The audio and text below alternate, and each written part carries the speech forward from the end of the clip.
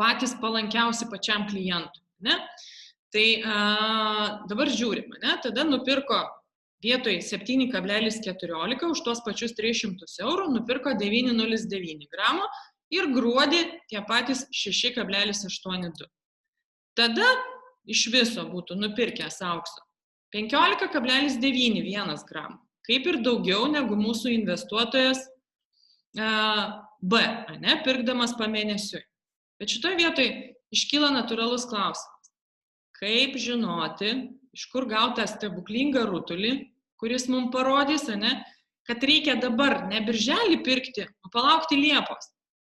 Kaip žinoti? Ir jeigu, pavyzdžiui, paanalizuotume istoriškai biržinės aukso kainas, tai pamatytume, kad nėra tokios tendencijos, kad, pavyzdžiui, Liepą arba rugpjūtį visada auksas būna pigesnis. Ne? Vienais metais gali būti pakritimas, pavyzdžiui, kovo mėnesį, kitais metais, pavyzdžiui, balandžio mėnesį, kitais metais gali būti rugsėjo mėnesį. Ir tie pakritimai arba pakilimai, jie tikrai nėra, kad kažkokia stabili tendencija ir visada kartojasi.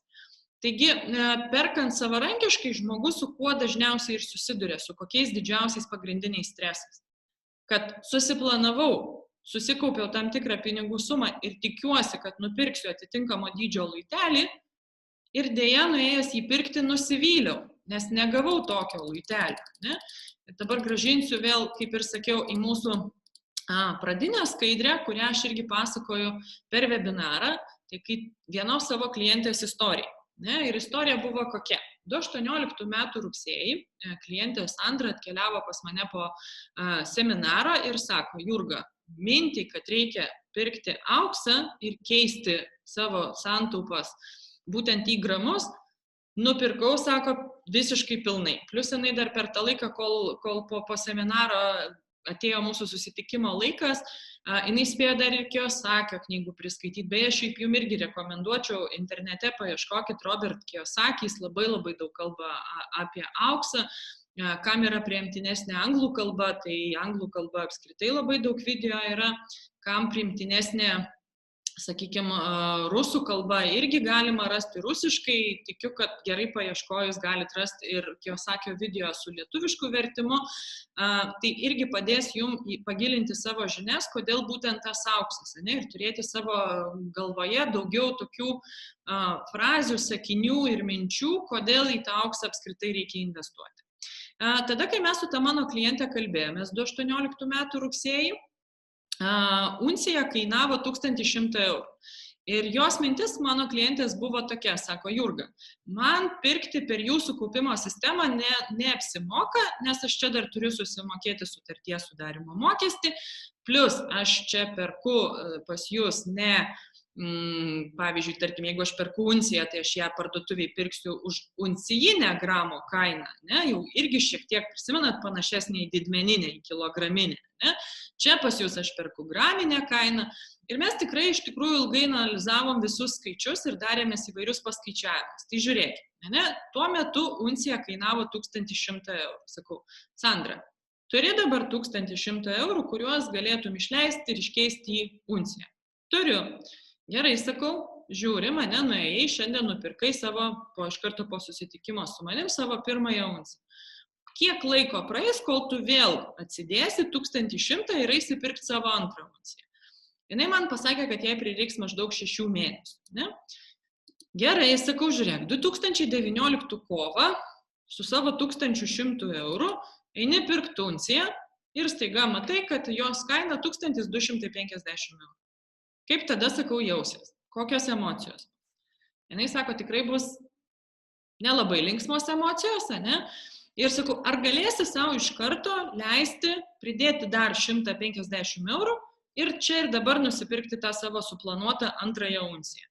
Sako, nežinau, greičiausiai ne, greičiausiai reikės dar vieną mėnesį atsidėti tuo 150 ir ateisiu pirkti po mėnesio. Sakau, žiūrėk, ateini pirkti po mėnesio, ten 1300. Tada iš viso emocija kokia? Dar blogiau, ne? Ta prasme, kad tu matai jau tada, kad galiu nepataikyti niekada ir gali būti, kad pavyzdžiui, keliausiu vis pirkti ir jos kiekvieną mėnesį tas auksas vis brangsta. Sakau, žiūrėk, o kaip tu galvoji, ar tikrai buvo taip, kad nuo rugsėjo iki kovo, tai yra 6 mėnesius aukso kaina stovėjo mirtinoj tokia, kaip aš ją vadinu, linijoj, bet iš vakaro prieš tau susiruošiant pirktą auksą, visos parduotuvės Lietuvoje staiga susirašė, sužinojo šitą informaciją, sako, Sandra rytą eina pirkti savo antrą unciją, keliam kainą. Ne, taip nebuvo. Bus taip, kad ta kaina kyla palaipsniui. Ne? Elektrokardiogramą. Ir reiškiasi, kad, sakau, tu ką padarysi, tiesiog kaupdama tos pinigus, pavadinkim, dėdama į koinę, sakau, tu praleisi galimybės pirkti dar vis tą mažesnę kainą, nes jinai iki 1250 pakils palaipsniui. Ir mes tokius skaičiavimus su Sandra darėmės, jinai sako, Jurga, viskas nebegaliu, sprogsta galva, išeinu namo, aš pagalvoju. Jos galvojimas užsitęsė pusę metų. Ir ką jūs savo galvojat? Po pusės metų, kai bebūtų keista tą patį 2019 metų kovą, jinai vėl grįžta pas mane ir sako, Jurga, tu buvai teisi. Pirmas dalykas, jinai to savo 1100 eurų po susitikimo su manimi į unciją neiškeitė. Ir pagrindinė priežastis, kodėl dažniausiai žmonės neiškeičia, tai yra ta, ką aš ir pasakojau per webinarą. Arba mes tingim, nors to savo niekada mes nepripažinsim, kad mes tingim, ne? Mes tiesiog atidėliojam rytoj. Arba mes tiesiog realiai neturim laiko. Šiais laikais mes visi esam apkrauti tokiais beprotiškais kiekiais veiklų, nesvarbu svarbių ar nesvarbių, kad prisiruošti ir nueiti nupirkti tą luitelį tikrai retas, kuris prisiruošia ir kuris tai sąmoningai ir disciplinuotai klientas daro. Ir mano šitos klientės Sandros istorija, jinai nėra vienintelė tokia istorija. Mūsų partneriai irgi man tokių istorijų ne vieną pasakoja, kur pabendravo su klientais, jie užsibrėžė savo tikslą, eisiu pirkti savarankiškai, bet gaunasi vėlgi kaip anekdotė apie rytojų. Ne? Vyrukas eina vakare iš darbo namo ir mato baras ir reklama didelė per visą langą. Rytoj alus nemokam. O, geras galvoja, kaip tik penktadienis, grįždamas po darbo užsuksiu, atsipalaiduosiu, išgersiu bokalą alaus. Ateina penktadienį vakare po darbo į tą barą, sako, nu, tai aš čia to nemokamo alaus. O barmenė jam ir sako, tai jūs paskaitykit, parašyta, rytoj alus nemokam. Ką tai reiškia, ne? Kai mes nukeliam, tai rytoj nueisiu, nupirksiu savo unciją. Tai gaunasi taip pat kaip ir su tuo alum. Atsikeliam, įsivaizduodami, kad atsikeliam rytoj, o iš tikrųjų tai atsikeliam jau šiandien. Tai tokios dažniausiai tos priežastys ir būna. Ir taip pat buvo su ta mano klientė, kad jinai tos uncijos savo taip ir nenusipirko. Ir nenusipirko dėl to, kad iš tikrųjų neprisiruošė, tai dukra apsirgo, tai paskui galutiniam variantui automobilis sugedo, tie 1100 eurų iškeliavo automobilio remontui.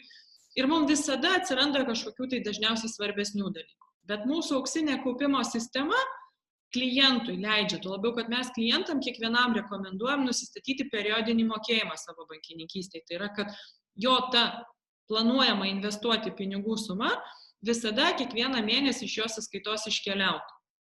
Tai klientui nebereikia tada sukt galvos, jam neatsiranda to, kad jam niekur nereikia eiti, niekur nereikia prisiruošti, nereikia, kaip aš sakau, pakelti užpakaliuko nuo sofutės ir daryti kažkokius tai veiksmus. Ir kas įdomiausia, kai Sandra pas mane po pusės metų grįžo, jinai sako, Jurga, tu buvai visiškai teisi. 1100 išleidau, bet ne auksui. Kiekvieną mėnesį, ką planavau po 180 eurų atsidėti, kad tai po pusės metų pirkti antrą unciją, neatsidėjau, nes vėlgi atsirado kažkokių kitokių išlaidų ir čia suveikia tai, kad mes dauguma apskritai neturim finansinės disciplinos, taip. Ir dar kame jinai pralošė, kad kai 2018 metais mes tada kalbėjome su ja, pas mus per mūsų kaupimo sistemą perkant auksą, klientai tą mėnesį auksą pirko po 39 eurus gramą. Kai jinai sugrįžo 2019 kovą ir sudarė sutartį, vis tik sudarė, jinai jau startavo su 44 eurais per mėnesį. Jeigu mes dabar kalbėtume nuo 2019 kovo, yra praėję dar periodas, ne, vos ne pusantrų metų, dabar jau klientai už gramą moka po 60 eurų. Tai tokie skaičiai, jie irgi gali jūsų klientam parodyti, kiek kartais gali kainuoti laukimas. Ir šitoj vietoj dar su kuo, kaip ir sakiau, susiduria klientai būtent nusprendė eiti pirkti savarankiškai, tai vat su tuo stresu. Atėjau pirkti įsivaizduodamas, kad pirksiu už tokią kainą, kuri galiojo prieš pusę metų, bet jinai dėja tokie nėra. Tai auksinė kaupimo sistema leidžia kaupti be stresų ir plus dar, ką jinai mums suteikia kokias galimybės, tai visų pirmiausia, niekur kitur nebus galimybės kažką auksę nupirkti už 30 eurų. Ne? Tai yra, ką reiškia apskritai 30 eurų. Tai jūs irgi lygiai taip pat gali drąsiai visas išlaidas versti į dienos išlaidas. Ne? Ir tai yra irgi pardavėjų gudrybė. Jeigu jūs turit kažkokią mėnesio įmoką, ne, tai jūs galite paversti dienos išlaidom ir tai automatiškai iš karto parodo, kokia nedidelė ta iš tikrųjų investicija yra. Ne? Ir per webinarą aš irgi lygiai taip pat pasakoju šitą pavyzdį, kad ką mes galim už 30 eurų, 15 puodelių degaliniai kavos nusipirkti arba 10 kruasanų parduotuvėje. Ne? Tai galbūt vis tik iš tikrųjų yra klientui naudingiau tos 30 eurų išleisti naudingai. Aš dar dažnai, pavyzdžiui, kai dirbu su klientais, tai aš kalbuosi, sakau, žiūrėkit, ką reiškia 30 ar 50 eurų. Tai vieną kartą tiesiog pro šoną, pro parduotuvę pravažiuokit ir neužeikit ir jau jūs turite 30 ar 50 eurų kišenį. Plus kitas privalumas, pagrindinis irgi tos kaupimo sistemos yra tai, kad čia yra galimybė kiekvieną eurą paversti gramą. Nes niekur kitur rinkoje nėra tų galimybių, kad klientas galėtų nupirkti 0,6 gramo, 0,8 gramo, 0,59 gramo. Tai yra, prisimenat, aš ir mokymų šiandien pradžioj pasakoju, kad luiteliai yra apibrėžto dydžio. 1, 2, 5, 10 ir taip toliau gramų. Tai mūsų kaupimo sistema leidžia klientui kaupti ir mažiau net negu 1 gramą užpirkti. Ne? Kaip ir sakiau, šiai dienai, jeigu klientas norėtų rinkoje nueiti, nesvarbu, kad tai neapsimokantis dalykas, mes irgi apie tai jau šiandien su jumis kalbėjom, bet jeigu nuspręstų nueiti nusipirkti, pavyzdžiui, 1 gramo luitelį, tai Lietuvoje pigiau greičiausiai negu už 70 eurų šiam momentui nelabai kažkur ir rastų. Mūsų klientai perka po 60 eurų gramą, ne? Nepriklausomai nuo to, kad jie netgi pilno gramo nenuperka. Tai logiškai mąstant, kad kuo mažesnis aukso kiekis, tuo jo kaina gaunasi brangesnė, turėtume mes dar brangiau mokėti, bet dėja čia šita logika nesuveikia, netgi nedėja, ne visai aš teisingai sakau, kaip tik valio, kad tai nesuveikia.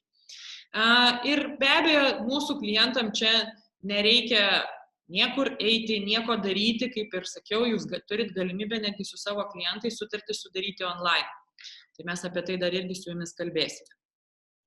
Taigi, reziumuojant, ne, kodėl būtent naudingiau investuoti ir į auksą per auksinį mūsų šitą depozitą, negu eiti ir pirkti auksą savarankiškai. Tai pirmas dalykas, kad klientas sudaro sutartį su patikima ir stabiliai augančia kompanija, kurios tikslas visada žiūrėti, kokiegi yra klientų poreikiai, kokie yra klientų lūkesčiai ir ieškoti jam geriausių sprendimų. Kitas privalumas yra tai, kad būtent mūsų klientai turi galimybę daryti tuos mokėjimus kiekvieną mėnesį, nes tikrai savarankiškai pirkdamas auksą klientas nepirks jo kiekvieną mėnesį. Mes tikrai turim nedidelį kiekį tokių žmonių, kurie galėtų, pavyzdžiui, kiekvieną mėnesį kaip minimum 600-700 eurų, o galbūt net ir visą 1800, ne? Nešti į parduotuvę ir pirkti tenais luitelį. Tai mūsų klientai kiekvieną mėnesį darydami pirkinius maksimaliai išnaudoja tos sviravimus kainų. Nes, pavyzdžiui, sakykime, tarkim irgi kaip pavyzdys, buvo momentas, kai šiais metais, rudenį, mūsų klientai pirko auksą arti 63 eurų gramas, dabar kaip tik yra prasėdimas. Ir čia žiūrėkit, jeigu jūs, pavyzdžiui, jūsų klientas sako, kad aš eisiu pirkti savarankiškai, bet jis ėmė ir nuėjo, pavyzdžiui, nusipirko tą savo luitelį, kai auksas buvo pakilime, ne, ir neišlaukė to tinkamo momento, nes jis net neįsivaizdavo, kada tas tinkamas momentas ateis. Jeigu jis būtų išpalaukęs, pavyzdžiui, tą pačią savo pinigų sumą atėjęs investuoti 2 mėnesiais vėliau, jis galėjo išlošti. O gali būti ir atvirkštinė situacija, kad laukiau ir irgi šiandieną skaidrę rodysiu, kuri puikiai pailiustruos jums tai, ką reiškia laukti, ir irgi nelaimėjau. Tada kitas pliusas irgi, kad administravimo mokesčiai čia tikrai yra labai maži ir prieinami kiekvienam. Galimybės irgi yra investuoti kiekvienam. Kaip ir sakiau, dauguma žmonių įsivaizduoja, kad į auksą gali investuoti tik tie, kurie turi didelės pinigų sumas. Nes tie, kas apskritai supranta investicijose, jie supranta, kad geriausia investicija į auksą yra būtent uncijiniai luiteliai arba 50 gramų luiteliai. Ir tam reikia turėti tam tikro dydžio kapitalą. Mūsų klientai turi galimybę mažai žingsneliais tą unciją sukaupti. Tai yra pasirinkti tuos žingsnius, kokie jiem yra priimtini, kokios jiem leidžia galimybės daryti. Ir plus, kas man šitose sutartyse mūsų aukso ir sidabro kaupimo labiausiai patinka, tai kad nėra jokio fiksuoto sutarties galiojimo termino, tai yra žmogus pats gali nuspręsti, kiek ta jo sutartis galios. Tai, kad žmogus gali atsitikus kažkokiem sunkumam gyvenime visada įmoką ar pamažinti, ar apskritai kažkurį laiką įmokų nemokėti. Tai, kad kiek aš pervesiu, tiek virs gramais. Tai yra, kad man nereikia pasidėti po pagalbę ir laukti, kol susikaups tam tikra suma ir aš ją galėčiau paversti gramais. Ir plus galimybės tuo sukauptų kapitalu pasinaudoti tada, kada aš noriu. Ir be abejo tai, kad kadangi Golden Gates'as užsipirkinėja, pavadinkim, urmų auksą, taip, natūralu jis gauna palankę kainą ir tą palankę kainą gali pasiūlyti savo klientą. Tai mūsų klientai visada dažniausiai auksą perka už mažesnę nei rinkos kainą. Kitas klausimas, kuris tikrai yra būdingas daugumai lietuvių, mes esam tauta, kuri visais nepasitikim. Tai labai dažnai užduoda klientai klausimą, ar Golden Gates apskritai pati kaip iš savęs yra patikima įmonė ar ne. Tai dabar žiūrėkime, kas byloja apie Golden Gates patikimumą. Tai pirmas dalykas, jeigu jums reikės šitos informacijos, irgi su visom nuorodom, netgi dar irgi galėsiu išsiųsti. Tai žiūrėkit, čia jūs matot Focus Money ir Vokietijos finansų instituto įvertinimus Golden Gates. Jie ten leidžia Vokietijoje tokį žurnalą Focus Money, kuriame vertina ir reitingus įvairių kompanijų, bet lygiai taip pat ir besispecializuojančių tauriųjų metalų platinime, prekyboje ir panašiai. Tai 2017, 2018 ir 2019 metais, 2020 dar natūralu, kad neturim rezultatų, Golden Gates'ui pavyko pakliūti tarp tų vertinamų įmonių. Nes tokių įmonių kaip Golden Gates Vokietijoje yra tikrai ne viena ir net ne keli šimtai. Tos įmonės skaičiuojamos tūkstančiais. Ir pakliūti apskritai į tai, kad Focus Money ir finansų institutas tave vertintų, jau yra didelis pasiekimas, plus jie visus šitus 3 metus, kiek ten pakliūdavo, sugebėjo išlaikyti puikius rezultatus, tai ką jūs ir matot lentelėje. Bendras vertinimas jų visus 3 metus yra labai gerai. Aptarnavimo reitingas, nes kas įeina į tą bendrą vertinimą, ten yra vertinamos 4 pagrindinės grupės tokios. Tai yra, kaip kompanija aptarnauja savo klientus, kaip pas juos yra išvystytas servisas, tada yra vertinamas pats įmonės ir produkto skaidrumas, vertinama kainodara ir vertinama fizinio aukso pristatymas. Tai yra, kaip yra organizuojamas pats pristatymo procesas. Tai puikiai matot, kad visose 4 pozicijose Golden Gates'as pasiekęs yra puikių rezultatų, kai kur juos galbūt kažkas sugeba aplenkti, kaip 2019 metais kažkas juos aplenkė, kas liečia aptarnavimo reitingą, kas liečia kainodarą, bet visos kitos pozicijos jie tikrai išlaiko puikius rezultatus. Golden Gates'as yra taip pat sparčiai auganti kompanija. Tas pats Focus žurnalas daro ir tokius, renka statistinius duomenys, juos analizuoja ir skelbia tai pagal tai, kaip kompanijos vystosi ir auga. Tai 2017 Golden Gates'as buvo žemės 31 poziciją, 2018 35 ir 2019 55 poziciją tarp 12,5 tūkstančių panašią veiklą Vokietijoje vykdančių įmonių. Ką tai rodo? Tai rodo, kad kompanija, jeigu jinai stipriai auga, tai reiškia, kieno dėka jinai auga. Jinai auga dėka klientų. Kaip jūs galvojat, ar augtų kompanija ta, kuria klientai nepasitikėtų, kuri nebūtų verta to klientų pasitikėjimo? Greičiausiai ne. Mes puikiai suprantam, kad klientai labai labai nulėmė pačius įmonės veiklos rodiklius ir visus faktorius. Plus Golden Gates'as 2 metai iš eilės dalyvavo irgi konkurse sparčiausiai augančių įmonių tūkstantukas per visą Europą. Ir 2018 metais jiem pavyko pasiekti 104 poziciją, 2019 295 pozicija. Įsivaizduokit, kad kokios turi būti įmonės apyvartos, kaip jinai turi sparčiai augti, kad jinai sugebėtų pakliūti į tūkstantuką Europos, net ne Vokietijos, o visos Europos. Aš beje tos sąrašus tikrinau, tai galim pasidžiaugti, nes ten turim ir kelias lietuviškas įmonės, bet jos ten yra praktiškai bent jau perkopus kaip minimum pirmąjį 500. Jeigu ir pakliūna tokios įmonės, tai vėl irgi tai rodo kompanijos patikimumą, kad klientai jie pasitikė. Ir 2018 metų spalio mėnesį pačiam Golden Gates'ui buvo siurprizas, malonus siurprizas, kai jie gavo diplomą iš Deutschland Test, tai yra buvo vykdomas irgi didžiulis grandiozinis tyrimas, suskirstytas į 2 dalis. Pirma dalis tai buvo, kai jie rinko visą informaciją esančią viešoje erdvėje, tai yra interneto platybėse, apie daug įvairių krypčių įmonių. Tada ta visa surinkta informacija antrame etape buvo analizuojama. Ant kiek jinai ta informacija yra teigiama arba neigiama, arba neutrali.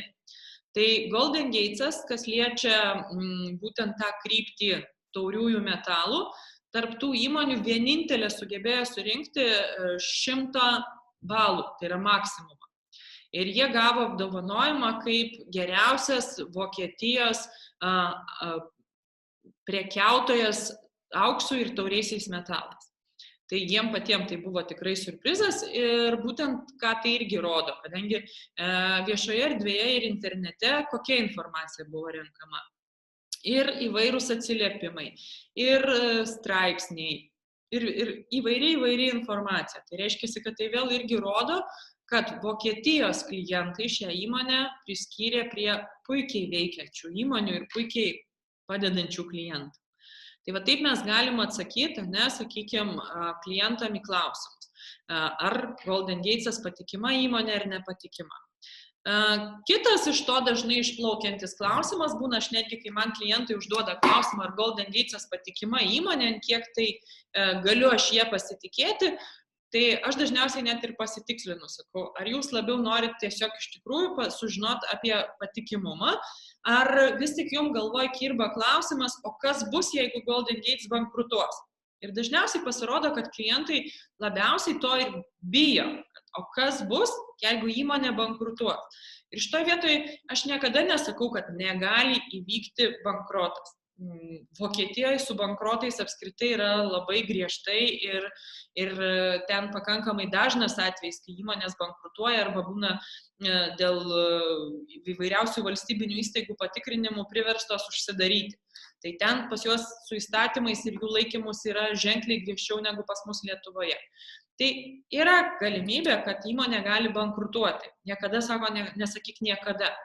Bet ką mūsų klientai iš tikrųjų prarastų ir su kokiais sunkumais susidurtų. Tai vienintelis klientų praradimas, tai yra, kad jie praranda tolimesnę galimybę kaupti auksą per šitą kaupimo sistemą. Nes kodėl? Jie tik tai praranda ir tai galima vertinti kaip praktiškai kaupimas be rizikos. Nes visų pirmiausia, arba auksas jau yra pas klientą kišenėje, nes jis jau parsisiuntė savo sukauptą luitelį, arba net jeigu auksas dar ne pas jį kišeniai, tai ką mes turim suprasti, kaip dirba Golden Gates'as. Tai žiūrėkit, mes turim 3 tokius, pavadinkim, taškus. Mes turim klientą, mes turim Golden Gates'ą ir mes turim ProAurumą, tai yra vienas iš didžiausių Europoje didmenininkų užsiimančių prekybą tauriaisiais metalais. Ir Golden Gates'as būtent iš jų gavęs, tiksliau pasakius taip, klientas perveda pinigus Golden Gates'ui, Golden Gates'as iš visų klientų surinkęs pinigus daro užpirkimą pro aurume. Bet fiziškai Golden Gates'as niekada nesiliečia prie klientų aukso. Tai yra visas saugojimas vyksta štai čia pro aurume. Ir pro aurumas šitoj vietoj veikia kaip depozitoriumas. Ir dabar šitoj vietoj irgi šiek tiek tada atjungsiu mum ekrano demonstraciją ir papiešiu. Kasgi iš tikrųjų yra tas depozitorius. Stengsiu paaiškinti maksimaliai bet kam suprantama kalba. Na, pavyzdžiui, aš Jurga, ir tarkim esu skolinga pinigų, nežinau, žmogui X. Taip? Ir piktybiškai žmogui X aš tų pinigų negrąžinu. Žmogus X kreipiasi į teismą, prisiteisė, aš vis tiek net ir pagal teismo sprendimą nevykdau savo to įsipareigojimo, skolos negrąžinu. Ir žmogus X kreipiasi pas antstolį. Ir aš, pavyzdžiui, dirbu kažkokioj tai UAB, tai kas vykdys išieškojimą? Antstolis. Ir antstolis, jis visada turi dvi sąskaitas. Jis turi atsiskaitomąją sąskaitą, kuri kaip ir skaitoma antstolio turtu, antstolio nuosavybė. Iš ten jis vykdo savo visus finansinius įsipareigojimus ir taip toliau. Ir antstolis turi depozitinę sąskaitą, kuri nėra nei jo nuosavybė ir į ten pakliuvę pinigai gali būti paskirstyti tik pagal labai griežtas taisyklės. Tai dabar žiūrėkite. Antstolis davė, pavyzdžiui, nurodymą OAB, kurioje Jurga dirba, kad iš Jurgos reikia kiekvieną mėnesį, pavyzdžiui, išieškoti 100 eurų. Ir, pavyzdžiui, tarkim, įstatymas numato tai, kad antstolis turi galimybę irgi pasiimti į savo kažkokį tai atlyginimą. Reiškia, jis gavęs tuos 100 eurų, jis liepia OAB pervest būtent į depozitinę sąskaitą. Ne į antstolio atsiskaitomąją, o į depozitinę. Taip, tie 100 eurų ten, kai pakliūna, pavyzdžiui, taisyklė yra tokia, kad 20 eurų gali antstolis kaip savo atlyginimą pasiimti ir pervesti į atsiskaitomąją sąskaitą, o 80 eurų žmogui X kaip skolos grąžinimą iš Jurgos. Ir niekur kitur jis tų 80 eurų padėti negali. Ir jeigu, pavyzdžiui, antstolis bankrutuotų, tai iš depozitinės sąskaitos galėtų iškeliauti tik tie pinigai, kurie yra reglamentuoti kaip antstolio atlyginimas ir turi teisę pakliūti į jo atsiskaitomąją sąskaitą. Tai tikiuosi, sugebėjau paaiškinti, kas yra depozitoriumas. Tai pro aurumas šitoj vietoj jis veikia kaip depozitinė antstolio sąskaita, labai panašiai. Ir tas, kas saugoma pro aurume, jeigu grįšiu dabar vėl prie mūsų demonstracijos, prie mūsų skaidrių, tai tuoj vizualiai parodysiu. Tai reiškia, jeigu gauna pro aurumas nurodymą, kad pas klientą jau susikaupė atitinkamas kiekis gramų, tai beje siuntimas irgi vyksta iš pro aurumo. Jeigu Golden Gates'o nebelieka, tai tiesiog išnyksta šitos dvi grandys. Klientas nebegali pinigų pervesti Golden Gates'ui ir natūralu jie nebepakliūna į pro aurumą ir užpirkimai klientui nebėra vykdomi. Bet pro aurumo įsipareigojimas grąžinti klientui ten saugomą auksą išlieka. Tai reiškia, jeigu Golden Gates'as bankrutuotų, klientas tiesiogiai kreiptųsi į pro aurumą ir parodytų savo sutartį ir pro aurumas jo ten aukso likutį išmokėtų taip, kaip pageidautų klientas. Arba atiduotų luitelių pavidalu, arba parduotų tą auksą ir pervestų klientui pinigus į sąskaitą. Tai dar kartelį, jeigu taip atsitiktų, kad Golden Gates'as bankrutuotų, tai vienintelis kliento praradimas, tolimesnė galimybė būtent naudoti šią kaupimo sistemą. Kitas klausimas, kurį būdą užduoda mums klientai, tai sako, dabar auksas labai brangus. Gal man čia reikia palaukti ir dabar kol kas nepirkti, palaukti, kol atpigs. Tai žiūrėkim, kasgi atsitinka su tais laukiančiais. Ne? 1975 metai. 4 metai praėjo nuo to, kai buvo panaikintas auksinis standartas. Kad žinotumėt apskritai, kas tas auksinis standartas tokio yra. Tai iki 1971 metų visos pasaulio valstybės turėjo savo valiutą būti pririšusios prie aukso ir negalėjo prispausdinti tų popierėlių tiek, kiek jos nori, o visada būdavo žiūrima, jeigu valstybė turi tam tikrą kiekį aukso, tai gali prispausdinti tik tam tikrą kiekį pinigų. Ne? Tai būdavo proporcija 20-80. Ne? 71 metais Amerikos prezidentas Niksonas nusprendė tą auksinį standartą panaikinti, kad popieriniai pinigai nebebūtų pririšti prie aukso ir neturėtų būti juo padengiami. Taip? Ir tada, reiškia, atsirišo visom valstybėm rankos, kad kiek mes norim, tiek tų savo pinigų spausdinam. Tai yra Amerika gali kiek nori spausdinti dolerių, Europa gali kiek nori spausdinti eurų ir panašiai. Ne? Kinija savo valiutos, ne, ir panašiai. Tai dabar žiūrim, 4 metai praėjo nuo atrišimo. Kai buvo pririšta valiuta visa pasaulinė prie aukso, tai uncijos vertė buvo $35. Žiūrėkit, prabėgo 4 metai, pabrango viena uncija aukso iki $161. 2002 metai, ne? Jau pabrango uncija iki 310. Natūralu, kad tie žmonės, kurie 75 metais dar prisiminė uncijos kainą $35 už unciją, kai jinai jau kainavo 161, ką reikia? Oi, kaip brangu, reikia palaukti. Na, palaukia jie kažkurie, ne? Pavyzdžiui, ilgai laukia. Laukia, kol atpigs, kol vėl bus $35. 2002 metai 310. Vėl visi turbūt greičiausiai sako, oi ne, labai labai brangu, nu gal dar palaukia. 2020 metai. Ta pati uncija $1860. Taigi tas palaukim, nes dabar brangu, dažniausiai priveda prie to, kad tikrai neatpinga niekas. Ir kaip jūs galvojant, patys savo irgi atsakykite į klausimą, ne? 2030 metai. Jūsų nuomonė, kiek kainuos viena uncija aukso, atsižvelgiant istoriškai jos kainų kitimą. Tai vat, kai savo atsakysit, aš jūs galbūt pakoreguosiu dabar pasakydama atsakymą, o galbūt jūs žinote tą informaciją arba tiesiog pataikysit atspėti.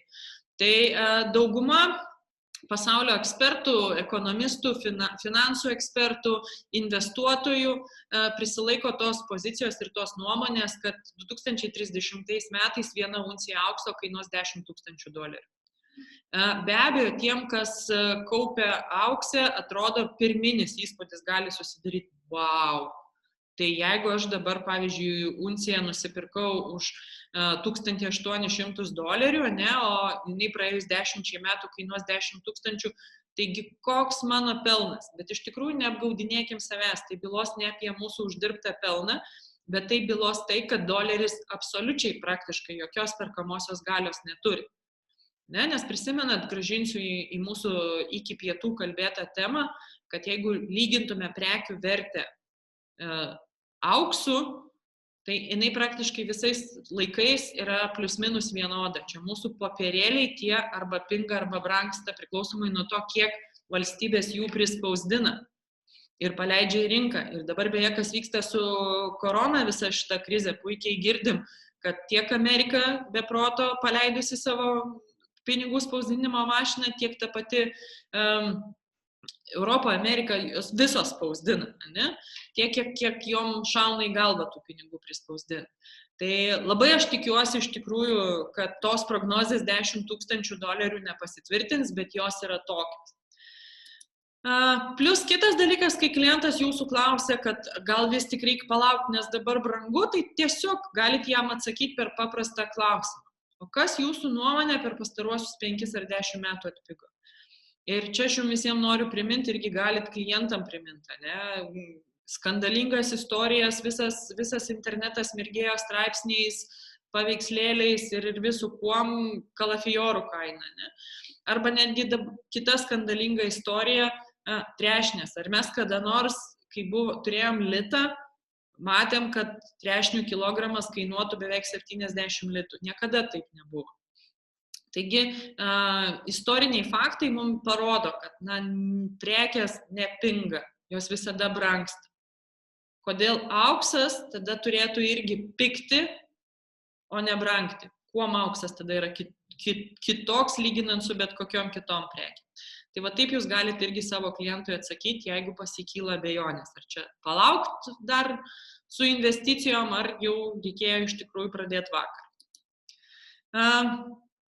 Kitas klausimas, kurį irgi turim mokėti išsianalizuoti su klientais, tai apskritai, o kaipgi pradėti, ne, nuo ko pradėti, kokios yra galimybės, nes mes puikiai suprantam, kad kiek turėsim klientų, tiek visų bus skirtingos galimybės. Tai to, ko aš nepasakojau per webinarą, bet ką turit jūs patys kaip konsultantai žinoti, kad Golden Gates'as taiko tokią taisyklę 70 ir 30. Aš gal informaciją sukelsiu ir tiesiog jums tada paaiškinsiu, ką ta taisyklė 70-30 reiškia. Šita taisyklė galioja tik tol, kol klientas nesumokėjo viso sutarties sudarymo mokesčio. Ne? Prisimenat, sutarties sudarymo mokestis tai priklauso nuo mūsų mėnesio pasirinktos įmokos, įmoka dauginama iš konstantos 500 ir gaunam galutinę kontrakto sumą, tai yra maksimalę pinigų sumą, kurią klientas galės apskritai istoriškai išsikeisti iš eurų į gramus. Ir nuo tos maksimalios sumos yra skaičiuojami būtent tie 3% sutarties sudarymo mokesčio. Taigi, dabar kada ta taisyklė 70-30, tai dar kartelį pakartosiu. Tol, kol nėra pilnai 100% sumokėtas sutarties sudarymo mokestis, kurį mes dar pasiskolinę vokišką terminą vadinam jį adžio. Ne? Vokietijoje jis tiesiog yra vadinamas adžio ir verslo tarptautiniai kalboj tas žodis yra tikrai sutinkamas. Ne? Tai jeigu klientas moka lygią arba mažesnė nei sutartyje numatyta mėnesio įmoka, tai tada įsigalioja ta taisyklė 70 ir 30. Ne? 70% adžio, tai yra sutarties sudarymo mokesčių dengti, o 30% skiriama auksui užpirkti. Ir šitoje vietoje aš jums gal vėl irgi išjungsiu ekrano demonstraciją ir papiešiu. Ne? Tai dabar žiūrim. Jeigu, pavyzdžiui, kliento sutartis yra pasirašyta, tarkim, 50 eurų per mėnesį. Ne? Reiškiasi, sutarties sudarymo mokestis adžio 750. Ir klientas jį dengia ne iš karto visą, o kažkokiom jam priimtinom dalimis. Tai pavyzdžiui, jeigu tai bus ta dalis, kad jis daro pavedimą 300 eurų. Ne? Tai reiškia, kad 300 eurų yra daugiau nei 50, yra daugiau negu sutartyje nurodyta mėnesio įmoka ir tol, kol nepasidengs adžio, jinai pilnai 100% skiriama adžio padengti. Bet jeigu klientas tuos 300 eurų darytų dviem pavedimais, o ne vienu, darytų 250 ir 50 eurų, tai reiškia, kad tada 250, nes tai yra daugiau negu 50 eurų, būtų 100% adžio, o 50 eurų, tai yra įmokos daliai, kuri neviršyje sutartyje nurodyto mokesčio, galiotų taisyklė 70 ir 30. Iš karto, ką jūs kaip partneriai turit kokią informaciją žinoti. Taip, matau, kad, labai atsiprašau, dar 2 žmonės jungiasi pas mus. Marina ir Roma, gerai, malonu, kad vėl sugrįžot. Taip, grįžtu aš dabar vėl prie mūsų prezentacijos. Taigi, ką tai reiškia? Ne? O tai reiškia, kad Ką norėjau dabar pamečiau mintį ir vėl grįžau. Ką turit kaip partneriai žinoti? Įmokų paskirstimą Vokietijoje tvarko administratorės kelios. Ir natūralu, kad kai žmogus visą dieną, pavyzdžiui, įsivaizduokite, 11 valstybių veikianti įmonė, jūs įsivaizduojat, kokie mokėjimų kiekiai pas juos kiekvieną mėnesį pakliūna, jeigu jie iš klientų surenka nuo 1,5 iki 2 milijonų eurų per mėnesį, ne? Tai žiūrėkim, ne? Reikia sėdėti ir priskirinėti ir tikrinti kiekvieną tą įmoką. Ar čia įkrito tokia pati kaip sutartyje ar ne. Todėl kartais tikrai nuo darbo krūvio pasitaiko žmogiškų klaidų. Taigi jeigu pasakosit klientam apie tą taisyklę 70 ir 30, tai ką turit žinoti? Aš, pavyzdžiui, savo klientam visada sakau taip. Jeigu jūs darysit, va taip, tarkim, kad pervesit į savo sutartį, pavyzdžiui, 100 eurų, nors jūsų sutartis yra už 30 eurų per mėnesį, ne? Tai gali atsitikti ir toks dalykas, kad ir tam 100 eurų per klaidą pritaikys taisyklę 30 ir 70. Bet sakau, tada reiškiasi, kad jum taip atsitiko, kad pakliuvot į tą žmogišką klaidą. Bet šiaip standartinis variantas yra, kad jeigu pervedžiau daugiau negu sutartyje nurodyta įmoka, visa jinai skiriama sutarties sudarymo mokesčiui padengti. Ir tik tais, kai pasidengia sutarties sudarymo mokestis, prasideda aukso užpirkimas. Taigi, kaip klientui pradėti? Ta, ką aš ir per webinarą pasakoju, tai dar galėsit, jeigu kažkam bus ne visai aišku arba ne iš pirmo karto įsiminsit, tai galėsit dar kartelį atsisukti ir pasižiūrėti webinarį, kaip aš dar pasakoju. Ne? Tai tobulas variantas ir aš visada klientui pradedu pasakoti būtent nuo šito varianto, kad sutarties sudarymo mokestis ir 10 gramų kaina jis susimoka iš karto. Tai yra tobulas variantas. Kodėl apskritai jums dar paaiškinsiu, kodėl yra tie pirma siunta 10 gramų. Nes jeigu mes grįšim į tą lentelę, kurią aš rodžiau, kaip skiriasi pirkimo pardavimo žirklės arba kaip skiriasi procentaliai, ant kiek yra brangesnis mažesnio dydžio luitelis lyginant su kilograminė aukso kaina, tai jūs prisiminsit, kad 10 gramų nėra labai kažkoks palankus pirkinys ir kad labiausiai apsimoka uncija 50 arba dar didesni luiteliai pirkti. Taip? Kodėl mes turim tuos 10 gramų? 10 gramų apskritai yra Lietuvos rinkai išderėta sąlyga, lygiai taip pat kaip ir 3% sutarties sudarymo mokestis. Tai yra mūsų rinkai sukurtas produktas, pritaikytas lietuviškoms galimybėms. Natūralu, kad lietuviškos galimybės nuo vokiškų skiriasi labai stipriai. Lygiai taip pat kaip ir kita nuolaida, kurią mes turim, tai yra Lietuvai pritaikyta nuolaida, kad pas mus yra galimybė siųstis uncijomis, o ne 50 gramų luiteliais, nes Vokietijoje griežtai net ir pirma siunta yra 50 gramų. Kai mes kalbėjome su ponu Beru ir dėrėjomės dėl šito produkto atvedimą į Lietuvą, mes iš karto pasakėm, kad mūsų lietuviam sukaupti 50 gramų ir įsitikinti, kad šita sistema veikia, užims laiko. Ir mes irgi tada turim riziką, kad kažkurio momentu klientui gali ta programa užlūžti ir jisai nutrauks mokėjimus, nes, moku, nieko negaunu, patvirtinančio, kad čia iš tikrųjų tą auksą perku. O kaip ir sakiau, mūsų lietuviam dažniausiai patvirtinimų reikia. Tai tie 10 gramų būtent ir atsirado kaip galimybė klientui įsitikinti, kad programa iš tikrųjų veikia, kad jisai perka ne kažkokį tai ten orinį sufantazuotą auksą, bet kad jis perka realius fizinius luitelius, kad jis turi iš tikrųjų galimybę atsisiųsti tuos luitelius. Ir mes per 2,5 metų turėjom tikrai labai daug tų siuntų, kur klientai jau mes turėjom, kurie ne tik 10 gramų atsisiuntė, bet kurie ir unciją siuntėsi ir 50-tukus. Turėjom netgi klientų, kurie pakankamai greitai padengė savo tas maksimalias pinigų sumas, ir siunčiasi dar didesnio svorio luiteliais. Tai turėjom visokių istorijų. Tai tobulas ir pats pradinis variantas, jisai tobulas tiek klientui, nes jis iš karto gali įsitikinti, kad sistema veikia, tiek jum kaip partneriui.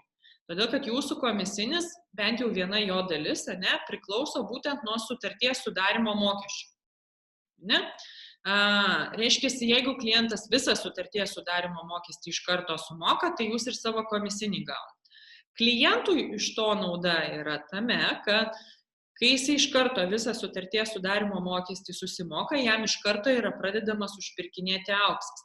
Kai jis dar susimoka ir 10 gramų kainą, tai klientui pliusas yra, kad jis įsitikina sistemos veiksmingumu ir plius jam, kaip aš sakau, netgi užsidega savotiškas azartas. Noriu dar. Ne? Ir tada jo sistema sėkmingai juda į priekį. Tai, pavyzdžiui, jeigu mes kalbėsim apie 50 eurų per mėnesį sutartį ir, sakykime, čia mano skaidrės seniau ruoštos, tai aš sakydavau, kad 10 gramų kaina maždaug 6,20. Dabar sakyčiau, kad atsižvelgiant, kad jinai šiek tiek pakritime, klausimas, kiek pakritimas ilgai išsilaikys, bet jeigu kalbėčiau būtent šiandien dienai su klientu, tai sakyčiau, kad galim skaičiuoti 10 gramų kainą ir 610 eurų. Ne?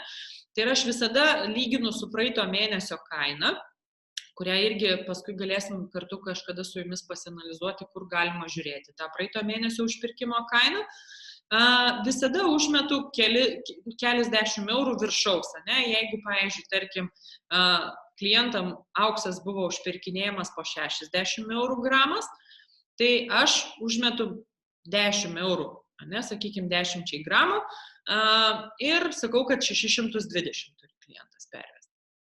Tai sakykime, jeigu su 50 eurų sutartimi kalbam, tai 7,50 sutarties sudarimo mokestis, 620 arba, kaip aš sakiau, šiuo atveju sakyčiau 610 ir bendra suma 1370 eurų.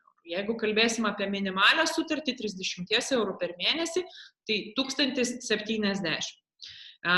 Klientas susimoka iš karto ir ką tai reiškia? Jeigu jis suspėjo susimokėti įmoką iki 20 mėnesio dienos, ne, nes užpirkimas visada vykdomas tarp 25 ir 31, kodėl iki 20 susimokėti, kadangi tai yra tarptautinis pavedimas ir užtrunka, kol jisai suvaikšto ir plus, kaip supratot, užtrunka, kol administratorė jį priskiria reikiamai sutarčiai.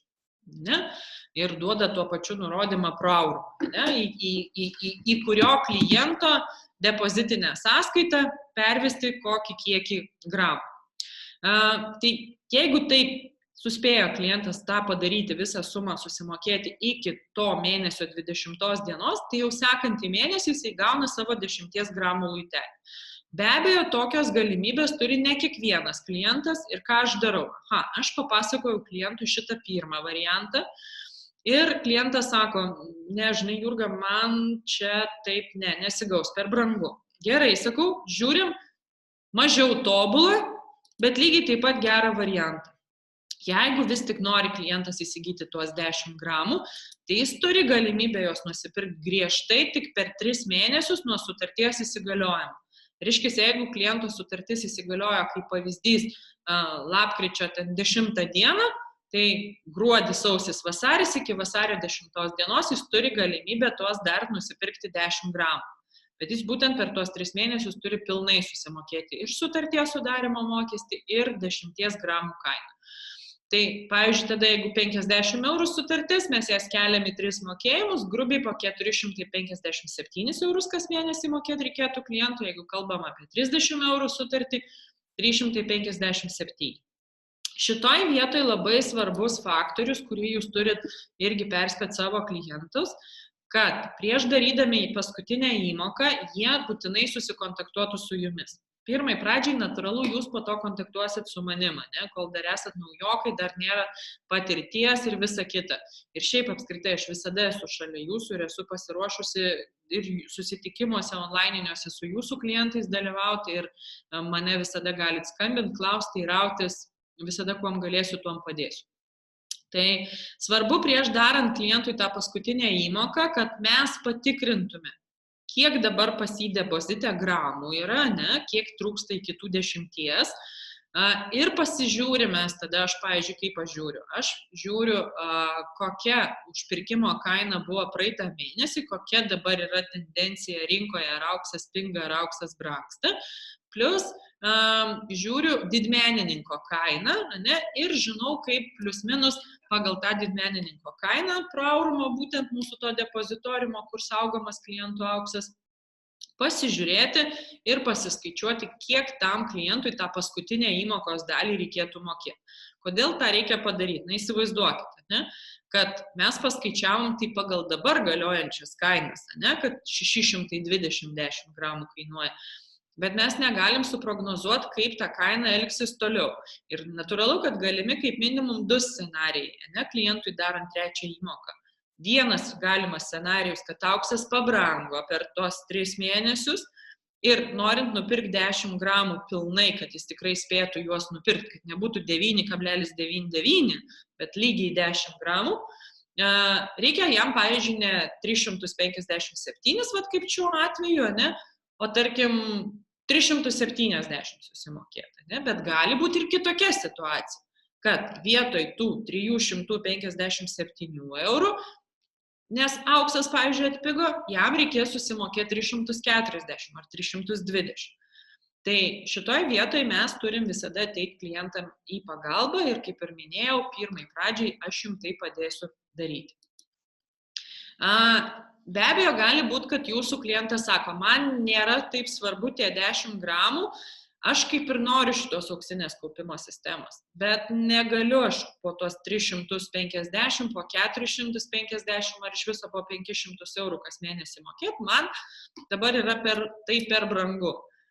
Tada sekantis klausimas, kurį aš visada užduodavau klientui, o tai kiek galėtumėt dabar, pavyzdžiui, per 3-4 mėnesius, skirti. Ir klientas man, pavyzdžiui, sako, 350 negaliu, bet tarkim 200 galiu. Tai mes išsikeliam tikslą, kad kuo greičiau tą sutarties sudarymo mokestį pasidengti. Klientui aš paaiškinu, kad 10 gramų jis tada negaus, bus jo pirmas luitelis, kurį jisai gaus, bus uncija, taip, bet jisai gali pradėti su to mažesnėm įmokom. Ir pirmus, tarkim, 3 ar 4 mėnesius jisai po tos 200 eurų moka tam, kad pasidengti sutarties sudarymo mokestį, ne? O jau po to prasideda kaupimas aukso. Būna tokių klientų, kurie sako, kad aš, tarkim, noriu jau dabar iš karto, kad man nuo 1 mėnesio auksas būtų užpirkinėjamas, ne? Tai kaip ir piešiau, kai jums pasakojau 70 ir 30% taisyklę, tai jis gali daryti taip, kad tuos 200 eurų skelti į 2 pavedimus. 150 ir 50. Ne? Tai kaip atrodys scenarijus, čia aš pavyzdį analizuoju su 50 eurų per mėnesį sutartim, kur yra 750 eurų sutarties sudarymo mokestis. Ne? Tai jeigu jis tiesiog darys pavedimus po 200 eurų, tai pirmus 3 mėnesius, tai yra 600 eurų, dengsis tik tais adžio sutarties sudarymo mokestis. Ir tik su 4 mokėjimu pasidengs galutinai sutarties mokestis ir jau 50 eurų bus skirti aukso užpirkimui. Toliau jau, pavyzdžiui, jisai nuo 5 sutarties mėnesio gali savo nuožiūrą. Jeigu jam ir toliau galimybės leidžia mokėti po tos 200, jis gali ir toliau po 200 mokėti. Jeigu galimybės neleidžia ir jisai į ateitį gali tik po tuos 50 eurų skirti, jis moka po 50. Bet, kaip ir minėjau, gali būti tokių klientų, kurie sako, man netinka, kad auksas man bus tik su 4 mokėjimu užperkamas. Aš noriu, kad ir po nedaug, bet jau dabar, nuo pat pradžio. Tai tada patarimas jam, kaip ir minėjau, daryti 2 įmokas tą patį mėnesį. Tai yra, kad ir tą pačią dieną atsisėdau, aš pradžiai padaro klientas 150 eurų pavedimą ir kitą pavedimą iš karto paskui paleidžia 50 eurų. Tai tada jau skirstysis jo ta įmoka būtent taip, kad tie 150 sutarties sudarymo mokesčiai, o 50 dalinasi pagal taisyklę 70 ir 30. Tai yra būtent 35 eurai prie tų 150 prisidėtų sutarties sudarymo mokesčio dengimui, o 15 eurų būtų būtent aukso užpirkimui. Na ir be abejo, kartais gali pasitaikyti tokių klientų, kurie sakys, kad jie ir negali savo tos leist galimybės mokėti daugiau negu, pavyzdžiui, 30 ar 50 eurų per mėnesį. Ne? Tai tada vėl irgi ką mes turim suvokti, kad mes paaiškinam klientui, kad pirma jo siunta bus uncija, kad iki uncijos reikės keliauti labai tais mažai žingsneliais ir ilgai. Ir jis, pavyzdžiui, jeigu sudaro 50 eurų ten per mėnesį sutartį, tai jis 22 mėnesius pirks tom mažom proporcijom 35 ir 15, tai ir ten po truputį jo depozite kaupsis tas auksas. Bet kuriuo atveju tas net ir ketvirtas žingsnis, tais mažais žingsneliais į priekį, yra bet kuriuo atveju geriau, negu visiškai nieko nedaryti. Negu sėdėti ir tikėtis, kad viskas bus pasaulyje gražu, pinigai nepiks ir mes gyvensim visada su šypsena, laimingi, be krizių ir be viso kito. Ne? Natūraliai mes turim suprasti, kad šitoje vietoje tada tokiam klientui iš jūsų pusės reikės daugiau dėmesio, todėl kad jį reikės tam kely visada palaikyti ir priminti, kodėl jis po tos 50 eurų kiekvieną mėnesį daro tą pavedimą. Ne? Tokiu atveju tikrai yra labai svarbu, kad klientas būtinai būtų pasijungęs prie klientų portalo, kur kiekvieną mėnesį galėtų matyti, kad ir po nedidelį kiekį, kaip jo tas aukso depozitas didėja ir kaip jis tais mažai žingsniais artėja prie savo pirmosios uncijos. Tai tą tikrai reikia būtinai turėti. Tai dar kartelį reziumuojant, ne, ir taip schematiškai vėl aš irgi šiek tiek perjungsiu į tai, kad aš jums papiešiu, ne, tai kaip aš dar kartelį dirbu su klientu. Ne, aš sakau, kad jeigu jūs norite įsitikinti, kad šita kaupimo sistema tikrai veikia ir kad jūs greitai tuo įsitikintumėt, tai kompanija jums suteikia galimybę pirmą siuntą išimties tvarka turėti 10 gramų. Bet juos jūs turite įsigyti ne vėliau kaip per 3 mėnesius nuo sutarties sudarimo. Ir tada sakau, žiūrėkit taip. Kad pirmas variantas, kaip mes galim padaryti, kažkas pas mūsų mikrofonų prisijungia, gerai. Tai dabar žiūrėkit mane ir sakau klientui, kad tobulas variantas yra, kai jūs iš karto sumokat sutarties sudarimo mokestį plus 10 gramų, kas šiai dienai grubiai 620 eurų. Ir mes žiūrim, aš stebiu kliento reakciją. Jisai, pavyzdžiui, sako, darom prielaidą, kad mes galėsim turėti 2 variantus. Vienas klientas sakys, valio man tinka, taip, ir pasirašys šitoj vietoj. Ne?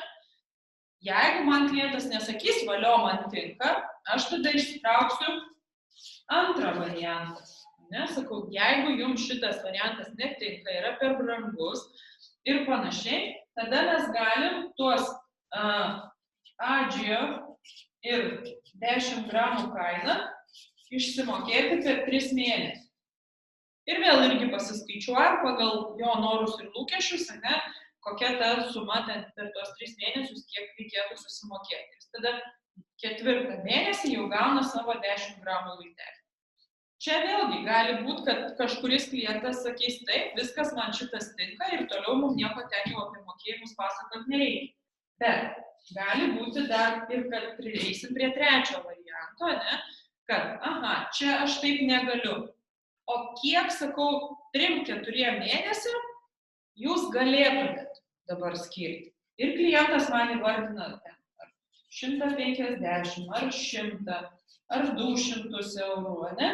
Ir pagal tai aš jam paaiškinu, kad bus taip, kad 10 gramų jūs jau negausite. Pirma siunta bus uncija. Ir dabar sakau, tik tais klausimas. Ne? Norit, kad jau nuo pat pradžių būtų auksas jums užperkamas, ar tinka, kad mes pirmiausia pasidengiam kuo greičiau Adžio ir tik tada prasideda kaupimas. Ne? Ir čia vėl irgi priklausomai nuo to, kaip klientas nori, mes laviruojame. Jeigu klientas sako, kad aš negaliu nė vienos iš šitų sumų, ten, pavyzdžiui, mokėtojas, jis sako, galiu tik 50 eurų per mėnesį. Ir reiškia, tada aš klientui papasakoju, kad 10 gramų nebus, bus pirma siunta uncija, kad iki tos uncijos reikės keliauti mažiausiai 2 metus, ne? bet jūs bent jau kažkokius veiksmus darote. Va, tai taip aš dirbu su klientu. Reiškiasi, pirmiausia pasakoju pirmą variantą, jeigu netiko pirmas, tik tada traukiu antrą, jeigu netiko antras, tik tada traukiu trečią, jeigu netiko trečias, tik tada traukiu ketvirtą. Tikiuosi sugebėjau paaiškinti. Jeigu turit klausimų, junkitės mikrofonus, klauskit.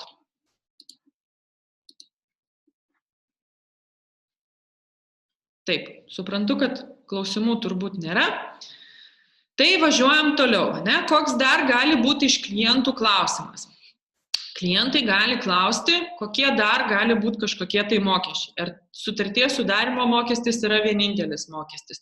Kai kurie klientai, kurie daugiau gaudosi ir supranta, jie iš karto klausia, kiek kainuoja dar aukso saugojimas. Natūralu, kad kai jis yra saugomas pas depozitoriumą, kuris yra pilnai apdraustas nuo gaisrų, nuo vagysčių, nuo įvairiausių tokių faktorių, tai tas saugojimas kainuoja.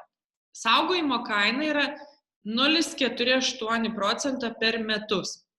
Patiem išskaičiuot yra pakankamai sudėtinga, ne? Nes tai daro sistema kompiuterinė, skaičiavimas vyksta kiekvieną dieną, tai yra sistema vertina, kiek šiuo metu pas klientą yra aukso, gramų, ten kilogramų ar kiek jis ten saugo, tai tada sistema vertina, kiek šiai dienai tas gramas ar kiek ten jisai saugo kainuoja, kokia yra vertė depozite šiuo metu saugomo aukso ir natūraliai, kad išskaičiuoja 0,48%, tai yra per metus.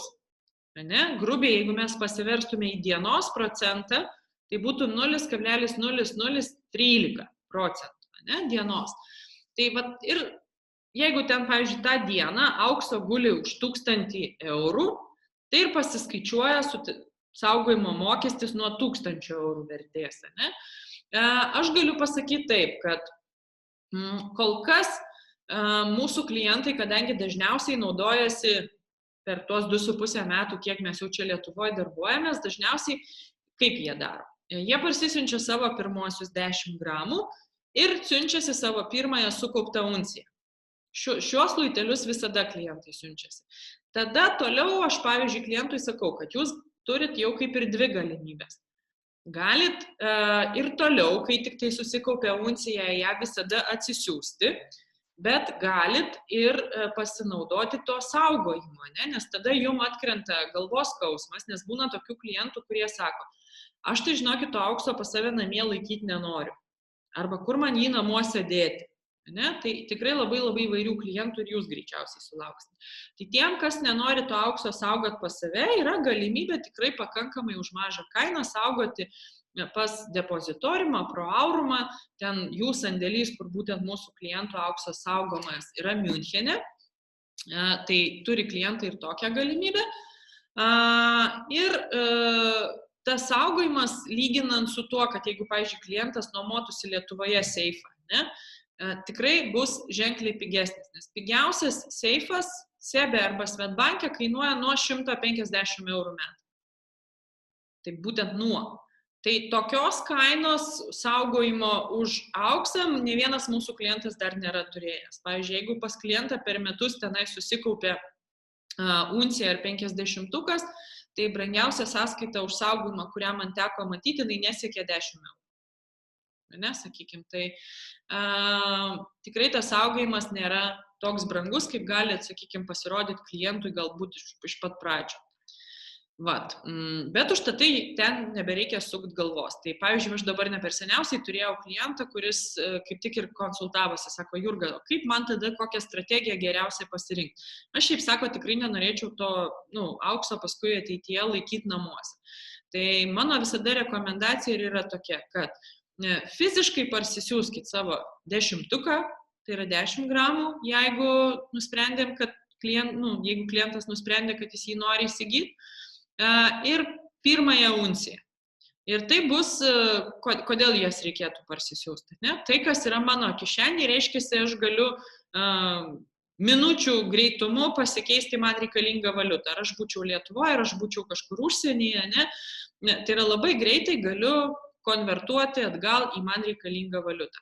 Nes, pavyzdžiui, yra galimybė paskui tą auksą, kurį mes paliekam saugoti pas depozitoriumą, irgi lygiai taip pat prašyti parduoti. Ir parduoti mes jį galim kokiom norim dalim. Norim paprašyti 1 gramą parduoti, galim paprašyti 10 gramų parduoti, galim paprašyti 100 gramų parduoti ir gauti irgi į savo sąskaitą pinigus. Beje, mes kaip tik dabar ne per seniausiai vienas mūsų klientas, kaip aš sakau, buvo tas toks bandomasis triušis, ant kurio mes išsibandėm tą galimybę pardavimą. Tai kliento sutartis galiojo 1,5 metų. Pardavė jisai 20 gramų, paprašė parduoti. Pardavimas vyko pakankamai paprastai.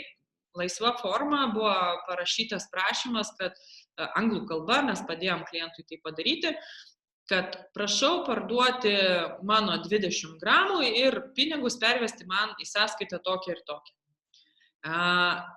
Visas procesas susitvarkė maždaug per savaitę laiko, gal netgi dar greičiau.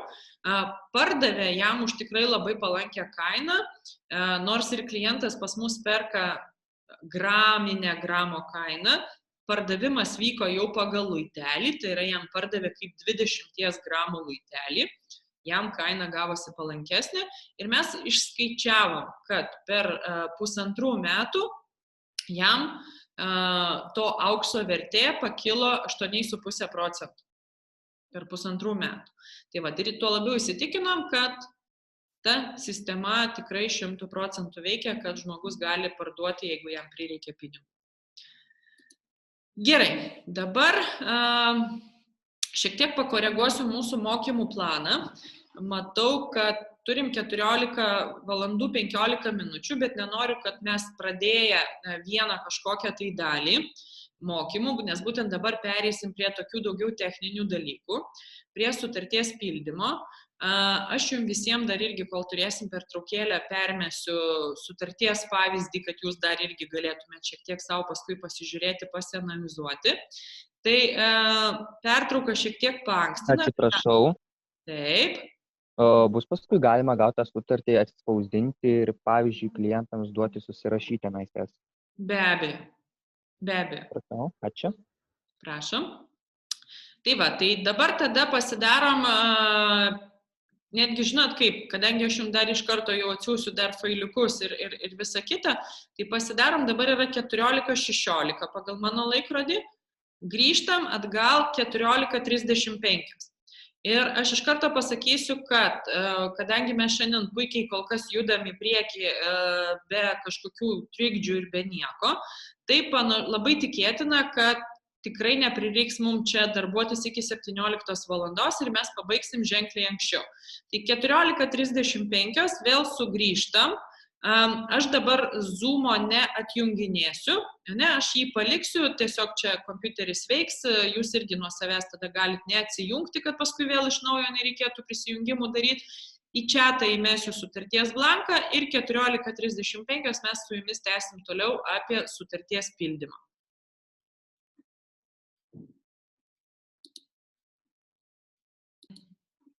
Juridiniam asmenim tokios naudos, sakykime, kad jie turėtų kažkokias mokestinės lengvatas ar dar kažko nėra. Jiem vienintelė nauda, kuri gaunasi, kad jeigu jie įmonės vardu perka auksą, tai auksas yra kaip ir jų finansinis turtas. Ir tokiu būdu įmonė gali padidinti savo vertę, paskui tą auksą, pavyzdžiui, užpirktą naudoti ar kaip užstatą, ar tiesiog įstatinio kapitalo didinimui. Taigi, su juridiniais asmenim sutarčių mes turim grinai pavienius atvejus dažniausiai. Dažniausiai mes dirbam būtent su fiziniais asmenimis. Tai pasižymim, kas pasirašinėja sutartį ir visada privalo būti pažymėta kryžiuku, užsakovas veikia savo sąskaitą šitas punktas. Taip? Tada rašom pavardę, vardą, dar kartelį primenu, viską pildom didžiosiam spausdintiniam raidėm ir be lietuviškų raidžių. Tada, kur gatvė ir namo numeris, tai sakykime, pavyzdžiui, jeigu mes kalbam apie miestą, tai viskas suprantama. Čia parašėm gatvę, namo ir buto numeris, čia rašom pašto indeksą ir miestą. Bet gali būti, kad, pavyzdžiui, bus žmogus gyvenantis kažkur tai kaime kažkokiam tai, ne? Tai tada kaimo pavadinimą rašom šitoje eilutėje, kur gatvė ir namo numeris. Ne, pavyzdžiui, sakykime, būtų, nežinau, koks nors ten gatvės pavadinimas, namo numeris, ten būto numeris, koks Nemėžio kaimas, Vilniaus rajonas. Ne? Tai Nemėžio kaime rašytume čia, o pašto indeksą ir Vilniaus rajonas jau tada, kur pašto indeksas ir vieta toje eilutėje. Dabar gimimo data. Į ką iš karto atkreipiu dėmesį, kad vokiškai datos rašosi diena, mėnuo, metai. Ir būtent tuo formatu mes čia ir turim supildyti. Gimimo vieta pakanka parašyti tiesiog valstybės trumpinį, ne? Gali būti, pavyzdžiui, pas jūs klientas, tarkim, gimęs galbūt Baltarusijoje, ne? Tai tada tiesiog įrašyčiau Baltarusijos valstybės kodą. Ne? Pilietybė irgi pakanka raidytėm LT parašyti, arba jeigu jis turi kitokios valstybės pilietybę, beje, mes sutartis galim sudaryti su bet kokios šalies piliečiu, svarbiausia, kad tai būtų Europos Sąjunga. Ne? Tai būtų, kad Europos Sąjungai priklausančios valstybės. Dabar telefonas visada būtinai per formatą +370. Taip. Ir elektroninio pašto adresas, kaip ir sakiau, būtinai didžiosiom raidėm. Kodėl privalomas tas elektroninio pašto adresas, nes paskui būtent šiuo elektroniniu paštu klientas gauna visus su sutartim susijusius patvirtinimus, kuriuos jisai turi gauti. Tai čia yra pirma prašymo dalis. Ne? Toliau sekančios eilutės mes turim identifikuoti klientą, kad tikrai būtent tas žmogus pasirašo tą sutartį. Ne? Tai reiškia, mes turim padaryti jo asmens dokumento kopiją, turim turėti. Ne? Arba paso, arba asmens tapatybės kortelės. Vairuotojo pažymėjimas nėra laikomas dokumentų įrodančių žmogaus tapatybę. Kaip mes ne vieną kartą esam gavę išaiškinimą iš mūsų lietuviškų partnerių, su kuriais dirbam su kitais produktais, tai vairuotojo pažymėjimas patvirtina tik teisę vairuoti, bet ne žmogaus tapatybę. Tai mes pažymim, ar pasas bus, ar tapatybės kortelė, įrašom dokumento numerį, neišsigąskit, kad gali likti čia tų laisvų laukelių, ne? Čia irgi matyti gali būti taip, kad kitose valstybėse tie numeriai užima daugiau vietos, tai nieko baisaus. Ir rašom, iki kada dokumentas galioja, vėl irgi pagal tą patį formatą, mėnuo, diena, mėnuo, metai. Ir jeigu kalbėsim apie asmens tapatybės kortelę, tai taip vadinamam reverse, antroji pusėje, būna visada parašyta, kas išdavė įstaigą, ne? Išdavusioji įstaiga. Jeigu tai būna Vilniečiai, tai būna arba Vilnius 19, arba Vilnius VMPK ir skliausteliuose 19. Bus kitas miestas, bus vėl kažkaip kitaip parašyta, ne? Šitos duomenys irgi supildo. Dabar šitos eilutės. Ne? Mes kaip ir iš esmės turėtume užduoti klientui klausimą ir tas klausimas, kokiu tikslu yra užduodamas, tai būtent irgi, kad įgyvendinti pinigų plovimo prevencijos įstatymo nuostatas.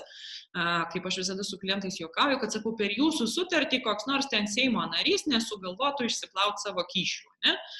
Tai čia mes turim pažymėti, ar klientas turi artimų giminaičių arba pats asmeniškai yra politinis veikėjas. Politinis veikėjas tai ne tiesiog, kad kažkokioj partijoje priklausau, ne? Bet užimu pakankamai aukštus valstybinius postus. Seimo narys, vyriausybės darbuotojas, ne, kažkoks ministras ar kažkas, tai tokie solidus rimti. Aš pasakysiu taip, asmeniškai pas mane per mano klientų rate praktiškai nėra buvę žmogaus, kuris turėtų labai artimą giminaitį, būtent užsiimantį politiką arba pats užsiminėtų politiką. Jeigu kartais taip atsitiktų, kad tas asmuo yra politinis veikėjas, tai iš esmės tada jis dar turėtų pildyti papildomą dokumentaciją, kadangi tai yra pakankamai reti atvejai, tai šiai dienai tos dokumentacijos mes lietuviško vertimo neturim. Tai būtų tada, jeigu prireiktų, tai jau tada kreipkitės, mes jau spręsim tą situaciją toliau. Ne? Dabar sekantis punktas, kurį turim irgi apsitart, tai yra mokėjimų pradžia. Kas čia turėtų būti pažymėta, parašyta. Ne? Kai aš bendrauju su klientu, aš visada sakau, kada planuojat daryti pirmą įmoką. Ne? Ir tada ten būtent įrašau tą datą, vėl pagal tą patį formatą. Diena, mėnuo, metai. pavyzdžiui, tarkim, dabar kalbėčiau su klientu, klientas sako, nu tai iki 15 gruodžio tikrai padarysiu įmoką. Tai ir rašau, kad 15 gruodžio. Šitas laukelis jis pats iš savęs iš esmės nėra Lietuvoje tiek svarbus. Jis yra svarbesnis, aišku, Vokietijos klientam, todėl kad pas juos, ne, mokėjimas vyksta pagal SEPA tiesioginį, kaip anksčiau būdavo, tarkim, tiesioginis debitas, tai dabar SEPA yra automatinis nuskaičiavimas. Mūsų lietuviai neturi galimybės automatinio nuskaičiavimo, lietuviai turi galimybę periodinio mokėjimo pas save bankininkystėje tiesiog nusistatyti. Pas vokiečius tas automatinis nuskaitimas vyksta arba 15 mėnesio dieną, arba 1 mėnesio dieną. Tai jie čia dažniausiai pas juos ir būna. Ar tai kokią datą jie pasirenka? Ar jie pasiema 1 mėnesio dieną ar 15? Mūsų atveju čia gali būti bet kokia mėnesio diena. Dabar tie, kas klausėt mano webinarą, žinot, kad pas mus yra galimybė klientam vienoje ir toje pačioje sutartyje pirkti iš karto 2 tauriuosius metalus. Tiek auksą, tiek sidabrą. Bet tai nereiškia, kad yra prievolė būtinai rinktis tarp 2 metalų. Žodžiu, klientas pats gali nuspręsti.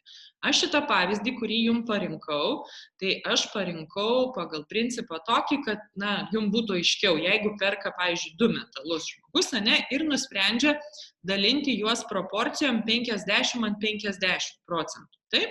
Tai reiškia, mano mėnesinė įmoka pasirenka klientas, pavyzdžiui, 50 eurų ir skirsto 25 eurai sidabrui, 25 eurai auksui. Šitoje vietoje aš dar neįrašiau, bet aš rekomenduočiau šalia skliaustukuose rašyti 50%, 50%.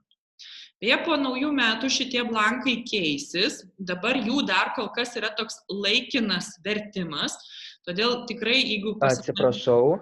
Taip. Galėtumėt čiut grįžti atgal, nes kažkaip praslydo prausysą su 50%, nesupratau ten. Žiūrėkit. Dabar čia aš pavyzdyje užpildžiau, kad klientas pasirinko sudaryti sutartį su 50 eurų įmoka, taip, ir investuoti tą 50 eurų skirstant, kad pusė šitos įmokos, tai yra 50%, būtų aukso užpirkimui skirta, o kita pusė sidabro. Tai todėl aš čia dar neįrašiau pavyzdyje, bet rekomenduočiau dar rašyti, jeigu pildytumėt irgi pagal panašų kažkokį scenarijų, kad klientas perka ir auksą, ir sidabrą, skliausteliuose proporcijas, kaip paskirstyti Golden Gates'ui įmoką. Tai yra, čia, pavyzdžiui, jeigu šiuo atveju kaip pavyzdyje, 50/50, bet gali, pavyzdžiui, tarkim, žmogus rinktis ir, kad į auksą jis investuoja 90% savo įmokos ir tada jūs turėtumėt išskaičiuoti. 90% nuo 50 eurų, rašytume čia sumą eurais, o skliausteliuose 90%. Tada į sidabrą vėl turėtumėte išskaičiuoti 10, pavyzdžiui, procentų, tai yra 5 eurai, o ten tada reiškia, mums liktų 45. Taip, ir irgi skliausteliuose. O jeigu žmogus, pavyzdžiui, tik auksą pasirenka, tai tada nereikia procentalį čia skaidyti? Ne, tada nereikia. Tada tiesiog būtų taip, kad ties sidabru, šitoje vietoje kryžiuko visiškai nebūtų ir šita eilutė būtų tuščia, o 50 eurų būtų va čia tik ties auksu įrašyti. Supratau. Va.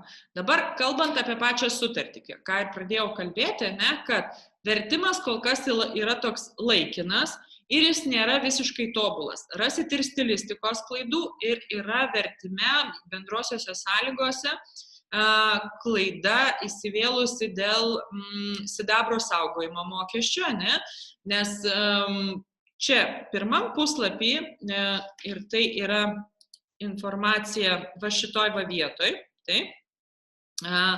kad kur nurodyta 0,48% saugojimo mokestis už auksą, o už sidabrą yra 1%. Ir čia taip yra labai neaiškiai išversta, kad tas 1% taikomas per semestrą. Iš tikrųjų, tai yra 1% metinis mokestis ir mokamas jis ne kartą metuose, kaip čia yra išversta, o 2 kartus per metus, kas pusę metų.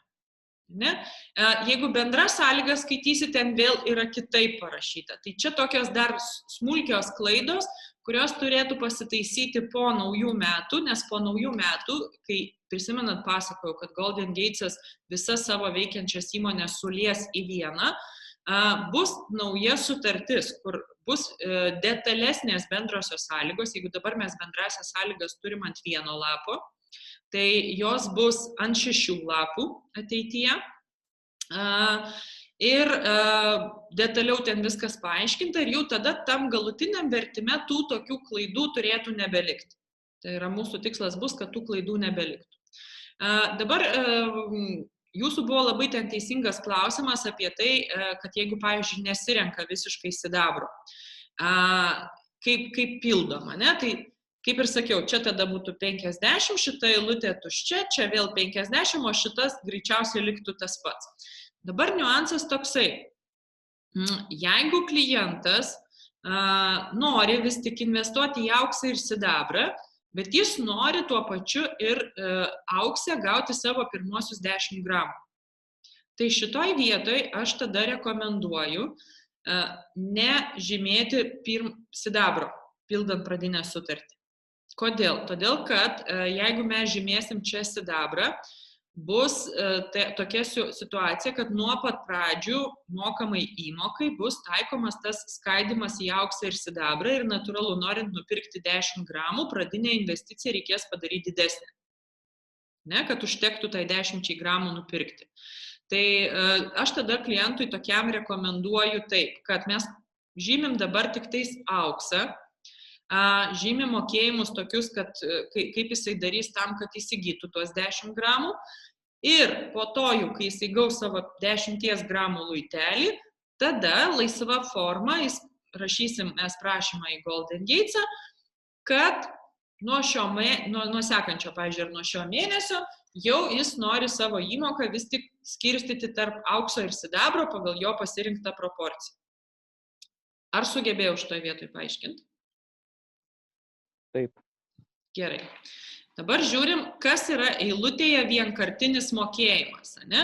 Vienkartinis mokėjimas, tai čia vėl irgi netikslus vertimas padarytas, tai yra pirminis mokėjimas, pats pirmas mokėjimas, koks bus. Ne? Ir sakykime, mes žinom, pirkimo mokestis tai yra tas sutarties sudarimo mokestis, ne? Kad jeigu 50 eurų sutarties sudarimo mokestis 7,50, bet pavyzdžiui mūsų klientas ne iš karto jį visą mokės, ne? O pirmą įmoką jis darys 300 eurų. Tai tokią, kokią pirmą įmoką mes susiderinom su klientu, tokią tenais ir įrašom. Jeigu, pavyzdžiui, bus, kad mes su klientu susikalbėjom, kad jisai dabar sutarties sudarimo mokestį visą sumoka 7,50, reiškia, čia rašysim 7,50. Jeigu mes su klientu susidėrėjom, kad jis darys, pavyzdžiui, dabar pirmą mokėjimą 100 eurų, tai reiškia, čia rašysim 100 eurų.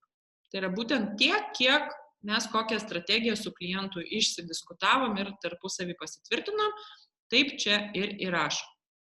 O atsiprašau, dar vienas klausimas. Tas pirminis mokėjimas, tos 300 eurų. Jeigu pasirenka 100 eurų, tai kaip tada daryti, kad jis tą likusią sumą grąžintų? Šito nesupratau. Dar kartelį pakartokit klausimą. Palaukit. Tas 300 eurų, kur dabar matot vienkartinis mokėjimas. Taip. Įsivaizduokit, kad yra 100 ir pirkimo mokestis 750. Taip. Kaip daryti tą sutartį, kad tą likusią dalį kaip jis sumokės tada vėliau? Ten jau paskui toliau čia sutartyje niekur tai neatsižymi. Tai yra toks žodinis mūsų su klientų susitarimas. Supratau. Sutartyje atsižymi tik pirmas mokėjimas, kurį jisai planuoja daryti. Aišku, supratau šitą. Gerai, važiuojam toliau. Tada, dabar šitoje eilutėje, ne? Yra 3 galimybės, ką mes galim pažymėti, kas vyks su kliento auksu. Jeigu mes pažymim čia aukso rezervas, reiškia, kad kliento dabartinis apsisprendimas yra toksai, kad jis nenori siųstis savo sukaupto aukso ir jis viską nori saugoti depozitoriu. Ateityje jis tą sprendimą bet kuriuo atveju galės keisti. Tada sekantis pasirinkimas, kad nori gauti siuntas nuo 1 uncijos. Taip? irgi ateityje tą sprendimą galės keisti. Bet jeigu klientas nori 10 gramų, reiškia, nei aukso rezervo, nei vienos uncijos mes nežymime, o pažymėtume kryžiuku štai šitą laukelį ir čia tiesiog įrašytume 10 gramų. 10 ir G raidytė. Va, tada reikštų, kad klientas nori tų 10 gramų. Dabar dar irgi niuansai su sidabru kokie yra. Ne? Jeigu auksą mes galim parsisiųsti luitelius, tai sidabras jis nėra fiziškai siunčiamas, galimybė užsiprašyti yra, bet pirminė idėja yra tokia, kad nėra siunčiamas. Kodėl? Mūsų klientai sidabrą perka be jokių PVM mokesčių, nes lyginant auksą ir sidabrą, auksas nėra ES apmokestinamas PVM-u, tai yra pridėtinės vertės mokesčių, sidabras yra apmokestinamas. Tai mūsų klientai perka luitelius be jokių PVM mokesčių. Kodėl? Todėl, kad jų užpirktas sidabras yra saugomas Šveicarijoje, Lūmis sandėlyje, tai yra bemuitis, bemokestinis sandėlys. Ir tol, kol sidabras to sandėlio nepalieka, klientui jokie mokesčiai neiškyla. Tai kaip ir yra galimybė, jeigu labai klientas norėtų, tai tą sidabrą parsisiųsti, jeigu siūstų luiteliais, reiškiasi, jam tada pritaikytų PVM mokestį, siuntimo mokestį ir panašiai. Taip? Gali klientas siūstis ne sidabriniais luiteliais, o sidabriniam monetom. Tai koks būtų skirtumas? Sidabrinės monetos Vokietijoje turi lengvatinį PVM, taip, 7 procentus. Luiteliai turi 19 procentų PVM Vokietijoje. Tai šitoj vietoj tada klientui reikėtų apsiskaičiuoti, kiek jam apsimoka tas monetas siūsti ar ne. Dažniausiai, kai klientai renkasi investicijas į sidabrą, tai principas panašus, kaip aš pasakojau per webinarą. Prisimena, ten buvo tokia skaidrė, kur grafikas, ne, kad kaupiu auksę, atsirado papildomi 500 eurų, pervedžiau juos į depozitą, parsisiunčiau auksinį luitelį. Atsirado papildomi 1000 eurų, pervedžiau. Ne, ir aš tada paskui pasakoju, iš kur tie 500, 1000 ar 2000 eurų gali atsirasti. Tai yra dažniausiai klientai daro taip. Sidabrą jie išnaudoja greitesniam galbūt pelno užauginimui ir tada, kai jau jie mato, kad yra palankus momentas, dabar pelningai gali sidabrą parduoti, parduoda sidabrą tam pačiam bemuičiam sandėlyje, jis iš ten niekur neiškeliauja ir neatsiranda joks apmokestinimas ir tada tą sumą, kurią gavo pinigų parduodami sidabrą, jie investuoja atgal į savo auksinę sutartį ir perka auksą. Tai toks dažniausias scenarijus. Kitas scenarijus pagal dažnumą yra, kad tiesiog parduoda sidabrą ir gauna pinigus pas save į sąskaitą. Tada jau patys sprendžia, ką jie su tais pinigais veikia. Ir mažiausias, rečiausias atvejis yra, kai vis tik klientai tada nori gauti sidabrinės monetas, tada jiem gaunasi, kad tam bemuičiam sandėlyje parduodamos jų sidabras ir užperkamos jiems sidabrinės monetos, bet sidabrinės monetos jau užperkamos su pridėtinės vertės mokesčių 7 procentais. Ar sugebėjau šitą paaiškinti? Man asmeniškai taip. Super, gerai. Tai visada šitoj vietoje klientas turi padėti kryželį, ne, kad jisai yra susipažinęs su tais saugojimo mokesčiais. Ir tada čia mes rašom vietą, tai ar Vilnius, ar Klaipėda, ar Kaunas, ar Kėdainiai, ar nesvarbu, kokie mieste jūs pasirašinėjat, tą miestą ir data, kada jūs pasirašinėjat šitą sutartį, ne? Tai sakykime, čia kaip mano pavyzdėje, ten, pavyzdžiui, lapkričio 11, ne? Tai 11 diena, 11 mėnuo, 20 metų. Ir šitoj vietoj klientas pasirašo. Kas man labai patinka pas vokiečius, lyginant, nes aš, pavyzdžiui, dirbu dar ir su kitų produktų, su gyvybės draudimu. Tai gyvybės draudimas yra tas produktas, kur dokumentacijos ir popierizmo be proto daug. Ir kiekvienam laukelyje, kur turi pasirašyti klientas, jis turi rašyti ranka vardas, pavardė, parašas. Ne? Tai 14 vietų kaip minimum reikia tą padaryti klientui, tai jie būna tikrai nelabai laimingi ir patenkinti, kai reikia tuos dokumentus pasirašinėti. Tai pas vokiečius niekur nereikia nei vardo, nei pavardės rašyti, tiesiog kliento parašas. Toliau, sekantis laukelis, tai yra būtent, kur yra surašomi jūsų duomenys. Ką jūs dabar irgi kaip partneriai turit žinoti? Golden Gates'as laikosi tokios politikos, kad jam nereikalingi neaktyvūs partneriai, tokie, sakykime, kabantis partneriai, sakykime. Jie nenori bent jau sistemą, jų nori kuo mažiau turėti, nes jiem administravimas jų visų irgi vis tiek kainuoja ir užima laiką. Todėl jų yra prašymas toksai, kad partneriai mes jau forminam pas juos į sistemą tik tada, kai jis turi savo pirmąjį klientą. Reiškia, kai pas jūs tik tais atsiras jūsų pirmasis klientas, tada mes pridavinėsim jūsų partnerystės visus dokumentus. Ten pildosi tokia partnerio anketa, sutikimai dėl duomenų apsaugos ir panašus dokumentai. Ir tada jau jūs gausit va šitą savo partnerio numerį, kuris bus GG ir dar 5 kažkokie tai skaičiukai. Taip? Pirma sutartis, jūs pildot visus laukelius, išskyrus va šitą. Nes jūs dar to numerio neturit. Ir tada gaunasi, kad mes iš karto į Vokietiją siunčiam ir jūsų kliento sutartį, ir jūsų partnerystės dokumentus. Sugebėjau šitą irgi paaiškinti. Taip. Va. Tai čia jūs rašot jūsų pavardė ir vardas, lygiai taip pat vieta, kur pasirašinėjat, jos turi sutapti, nesvarbu, kad net jeigu jūs, pavyzdžiui, nuotoliniu būdu su klientu dirbat, jūs esat pats Vilniui, klientas yra Kaune arba ten dar kažkaip tai vis tiek stenkitės rašyti tą patį miestą. Ir data, taip, ir čia jūsų parašas. Tada paskui sekantis toliau ten eina antras lapas, tai tiesiog bus bendrosios sutarties sąlygos ir trečias dar lapas yra prie sutarties, čia dabar šiam momentui, iki naujų metų, klientas pasirašo sutikimą dėl duomenų tvarkymo, nes dabar yra visur ES griežtai su duomenų naudojimu ir tvarkymu, tai tam sutikime čia apačioje, vėl irgi vertimas ne visai tiksliai padarytas, čia parašyta vardas ir adresas. Iš tikrųjų rašom vardą, pavardę ir adresą. Jeigu matysit, kad adresas yra ilgesnis, netelpa jum į tą eilutę, tai nieko baisaus, kad čia nebus. Pagrindinis dalykas, kad būtų vardas ir pavardė parašytas. Tada dar kartelį vieta, kur pasirašot ir data, ir kliento parašas.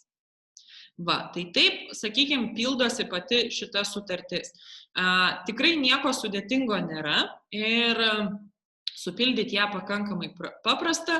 Aš dažniausiai mėgstu pildyti kompiuteriu, todėl kad tam, sakykime, būna, kad programa tada kai kurios duomenys jau iš karto atsimena ir pradedi rašyti jau tau metą pasiūlymą, kad ar čia šitą būtent nori įrašyti.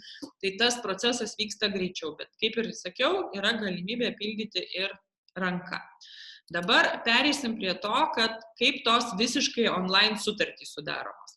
Tai reiškia, kad jūs tą dabar procesą, kurį mes praėjom, supildyti pačią tą sutartį, supildote. Ir kokie tolimesni veiksmai.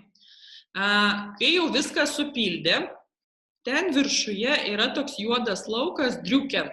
Driuken reiškia spausdinti. Paspaudus tą driuken, aš jums tikrai ne IT specialistas, nepaaiškinsiu, kokiu ten mistiniu būdu, kas ten su tuo dokumentu įvyksta, bet jis savotiškai jau yra registruojamas Golden Gates'o duomenų bazėje. Ir jis gauna tam tikrą sutarties jau numerį dokumentas. Mes to proceso nematom. Tai reiškia, pasispaudus driuken, jums kaip ir atsidarys laukas, kad spausdinti, jūs spaudžiat cancel, tai yra realiai fiziškai spausdinimo veiksmo nereikia atlikti. Užsidarot ir tada išsaugot tą PDF formato dokumentą ir siunčiate elektroniniu paštu. office.baltic.goldengates.sail ir būtinai prikabinat mane į tą laišką, Neverbickienė mano paštas yra. Ir laiško temą geriausia rašyti kliento vardas, pavardė ir kad mes suprastume, kad tai yra tikrai online sutartis, žodžiai online. Kas tada vyks? Mes patikrinsim, ar jūs visus duomenis supildėt, ar viskas tenais yra teisingai. Jeigu bus kažkas neteisingai, tai arba aš, arba mūsų administratorė su jumis susisieks, pasakys, ką pataisyti dar. Taip, jeigu viskas bus gerai, tai mes tą sutartį tada perdodam Vokietijai administravimui. Ne? Klientą jūs turite informuotą, ne? Kadangi jūs tai darot visiškai nuotoliniu būdu, nebendraudama su juo fiziškai, kad jis kompiuteryje ar telefone, priklausomai nuo to, per kurį prietaisais paskui planuos pasirašinėti, išsisaugotų arba savo tapatybės kortelės arba paso. Jeigu tapatybės kortelė, tai būtinai iš abiejų pusių turi būti, ne, nuotrauka ar kopija daryta. Tas kopijas turi išsisaugoti ir būti pasiruošęs. Ne? Pavyzdžiui, būna taip, kad daro nuotrauką telefonu, tai telefonas daro labai kokybišką tą nuotrauką ir failo dydis būna labai didelis. Tai tiesiog galima, sakykime, kompiuteryje nuotraukos print screeną padaryti ar pasirinkti, pavyzdžiui, mažesnę pačios nuotraukos raišką telefone, ne? Kad pavyktų prisekti, kad jis nebūtų per didelės apimties failas. Pasiruošia tą failą ir kas tada vyks, kai mes nusiunčiam dokumentus į Vokietiją, tai Vokietijos administratorė suveda į specialią sistemą DocuSign ir tada jūs kaip partneris ir jūsų klientas gauna 2 skirtingus laiškus. Ne? Jums kiekvienam reikės pasispausti tą mygtuką tokį, tikėtina, kad tokį gausit, gali būti pas kai kurios rodo iš karto anglų kalba, ne, kad sign, arba būna netgi ir gauna klientai ir mūsų partneriai lietuvių kalba. Nuo ko tai priklauso, negaliu pasakyti, ar ten parinkimai programai kažkokie tai būna, ar kažkas tai, ar čia taip sureaguoja mūsų telefonai, kompiuteriai, negaliu pakomentuoti. Faktas tame, kad gavus laišką reikia, mėlynam fone toks pilkas laukelis yra, ne, mes jį spaudžiam, pasirašyti. Ne? Ir pasirašinėjom pagal instrukciją. Dažniausiai siūloma versija iš karto būna tokia, kad kompiuteris tas, ta programa DocuSign parašo tokiam gražiom rašytiniam, kaip ranka rašytom raidėm, vardą pavardę. Ir būtent šitą variantą pasirašymo reikėtų rinktis. Nes jeigu mes pasirinksim laukelį, kad mes galim, žinot, kaip būna PDF-ose arba telefone, labai dažnai galimybė išraityti savo parašą ten pirštu per ekraną ar su pelyte. Tai jeigu pasirinksim tokį variantą, yra rizika, kad tas parašas įsikelia labai mažutis, antiek miniatiūrinis, kad paskui Vokietijos administratorė jo tiesiog fiziškai neįžiūri ir negali užskaityti kaip normalaus, adekvataus parašo. Tai todėl geriausia visada rinktis tą variantą, kad pasirašančiojo žmogaus vardas pavardė suformuotas pačios programos. Ir tai skaitosi tinkamas pasirašymas. Niuansas su tais atkeliaujančiais laiškais. Kadangi mes puikiai suprantam, kad tokių laiškų sistema siunčia labai daug, tai gali būti toks niuansas, kad tas laiškas nukeliaus į spamą. Tai arba ieškoti tada to laiško pagal pavadinimą MIT DocuSign, taip, arba pagal paštą, iš kurio jisai atkeliauja. Taip. Toliau, kas įvyksta, ne? Kai klientas pasirašo, tai po pasirašymo dar jam turi atsirasti toks laukelis su pliuso ženklu, jis paspaudžia ant to pliuso ženklo ir turi dar prisekti tą savo jau pasiruoštą asmens dokumento kopiją. Jum kaip partneriui savo tapatybės prisegant asmens dokumentą identifikuoti nereikia. Ne? Iš esmės jūs pasirašėt ir jau turėtų būti viskas tvarkoje. Tai kai pasirašo tiek partneris, tiek klientas, jūs abudu į savo elektroninius paštus gaunat laišką su pranešimu, kad pasirašymas užbaigtas sėkmingai.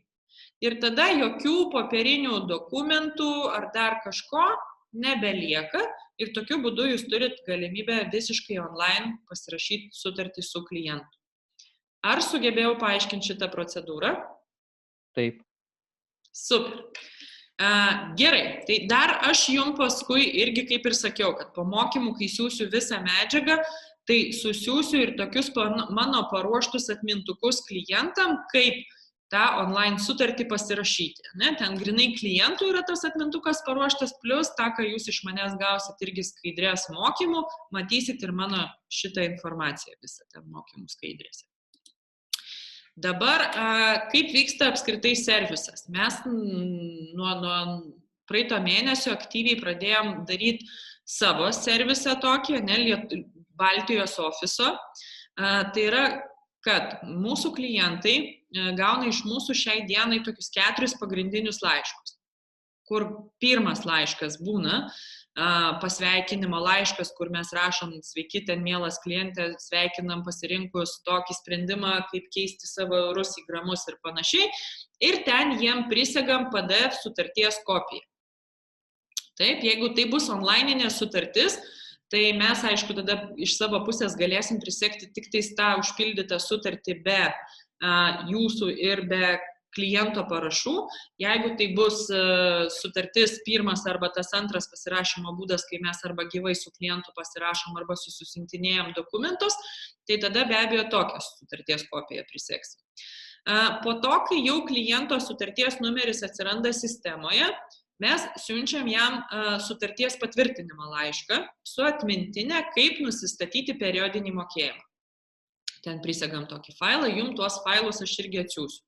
Aš jums netgi permėsiu tų serviso laiškų tekstą, kad jūs žinotumėte, ką klientai gauna, kad maža ką jums, pavyzdžiui, gavo klientas laišką, paskambintų kažko pasiteirauti, kad jūs turėtumėt visus atsakymus, kas tam laiške parašyta, ką tas laiškas reiškia.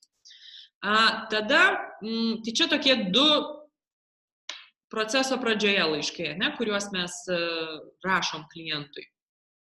Kiti laiškai, kurie yra, tai kai mes rašom klientui priminimą apie tai, kad, pavyzdžiui, iki uncijos jiems trūksta 10 ar mažiau gramų. Reiškia, mūsų administratoriai irgi seka tą procesą, stebi ir sistemoje, kai pamato, kad, pavyzdžiui, pas klientą yra ten, kaip pavyzdys, 21,68 gramo aukso, jinai jau gali rašyti, kad jums iki uncijos trūksta tik tiek ir tiek gramų ir kad gali klientas kreiptis dėl, paskubinti, paspartinti tą procesą ir panašiai. Koks tikslas būtent šito serviso laiško yra, kodėl mes jį siunčiam?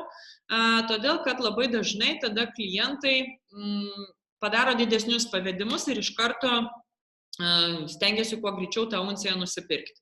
Tai va, tokį priminimo laišką mes jiem irgi siunčiam.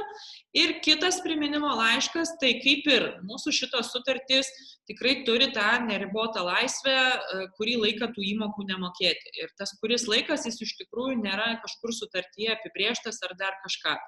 Bet natūralu, kadangi jūs kaip partneriai gaunat antrą savo komisinio dalį, tą vadinamą kapsiuką, už visas sekančias kliento mokamas įmokas, tai jums aktualu, kad klientas mokėtų. Todėl mes šitoje vietoje irgi ateinam jums į pagalbą ir jeigu klientas kažkurį ilgesnį laiką nemoka įmokų, mes jiems tokį draugišką priminimo laišką nusiunčiam, kad mielas klientė, matom, kad kažkurį laiką nebekeičiat savo eurų į gramus, galbūt iškilo kažkokių tai klausimų, gal reikia kažkokios pagalbos ar kažkokios informacijos iš mūsų. Tai irgi gali būti, kad gavęs tokį laišką, klientas kontaktuos su jumis arba atsakys tiesiogiai mum, arba dėl kokių priežasčių jis tai nemoka, arba gal iš tikrųjų jam ta sutartis jau čia pasimiršo ar kažką tai, ar sakykime, kažkas tai atsitiko, pavyzdžiui, su bankiniu ten tuo pavedimu, kad neiškeliauja pavedimas, ar gali būti įvairių situacijų. Va, tai tokius serviso laiškus mes siunčiam klientui. Natūralu, kad jum irgi ryšį su klientais reikia palaikyti. Kodėl apskritai pats iš savęs klientų servisas yra labai svarbus dalykas. Visi klientai mėgsta gauti dėmesį. Ir visi klientai mėgsta, kai su jais nėra tik pasirašoma sutartis ir apie juos pamirštama. Tai jeigu jūs nuolat palaikysit su klientų ryšį, tai yra lygiai taip pat ir patys aktyviai seksit, kaip jam sekasi kaupimas. Sveikinsit klientą su kalėdom, su Velykom, su jo gimtadieniu, šiaip kažkokių tai švenčių proga, nuolat apie save priminsit, tai kokią naudą iš to gausit? Klientas prisimindamas jūs ir jausdamas jūsų dėmesį ir rūpestį, tikėtina, kad parekomenduos jūs kažkam iš savo draugų ir pažįstamų. Ir jis tikėtina, kad sugrįž pas jūs galbūt ir dar kažkokį tai produktą nupirkti ar pasirašyti dar vieną sutartį arba dar kažką. Tai tas ryšio palaikymas su klientu po sutarties pasirašymo tikrai duoda didelę naudą. Aš, pavyzdžiui, tarkim, kaip aš darydavau ypatingai anksčiau, dabar aš jau fiziškai gal ne kiekvienais metais tai sugebu padaryti ir suspėju, bet jeigu tik suspėju, tai darau tokį dalyką. Perku nedidukus tokius mažučius kalėdinius atvirukus ir rašau juos ranka. Ne kažkoks kompiuterio atspausdintas tekstas ar dar kažką, rašau ranka trumpą pasveikinimą savo klientam ir visada pasirašau po apačią, tai yra, kad jūsų angelas sargas Jurgita Neverbickienė arba jūsų finansų angelas sargas Jurgita Neverbickienė. Ir žiūrėk, ir išsiunčiu tai paprastu paštu, jie mane į namų adresą. Įsivaizduokit, šiais laikais, kai mes esame įpratę prie internetinių sveikinimų, na geriausiu atveju man dar kažkas telefonu paskambina, pasveikina. Ir čia tu gauni ranka rašytą tau asmeniškai skirtą popierinį atviruką. Patikėkit manim, klientų reakcija būna wow. Ne? Ir žiūrėk, praeina mėnuo, 2, tu sulauki kliento skambučio ir sako, nu labas Angelė Sargė, ten man, pavyzdžiui, reikia vaiką apdrausti, ne? Arba mano draugai dabar galvoja kaip tik apie aukso kaupimo sutartį tokią, kokią mes turim, ar tu gali jam padėti pakonsultuoti. Tai va dėl to yra tas svarbus dėmesio ir ryšio palaikymas su klientu. Tada mūsų klientai, sakykime, iki visų šitų koroninių situacijų, tai mūsų klientai šiuos sertifikatus, tokius, ne, su savo sutarties numeriu ir panašiai, gaudavo iš Vokietijos. Dabar, kadangi vėl sugriežtintos tos visos sąlygos karantininės, klientai kol kas tų spausdintų sertifikatų negauna, bet aš iš karto pasakysiu, mes aktyviai tą linkme darbuojamės ir ieškom sprendimų variantų ir labai tikėtina, kad pavyks su Vokietija susitarti, kad tuos sertifikatus galėtume spausdinti mes ir mes tada išsiųsti. Aišku, mums irgi, jeigu bus įvestos visiškai griežtos karantino sąlygos, kai nedirbs paštas ar dar kažkas, tai irgi to negalėsim padaryti. Bet, žodžiu, sprendimų tikrai ieško ir tikrai, kai jau bus gimęs sprendimas, jūs apie tai informuosime. Toliau kitas dalykas, tai klientų portalas, taip savotiškai klientų programėlė. Jos, sakykime, iš Google Play ar iš šitų oboliukų ten tos programėlės, ne, iš Apple, parsisiųsti į mūsų regioną galimybės nėra, pačios kaip programėlės, bet klientai turi galimybę prie jos jungtis tiesiog internetu.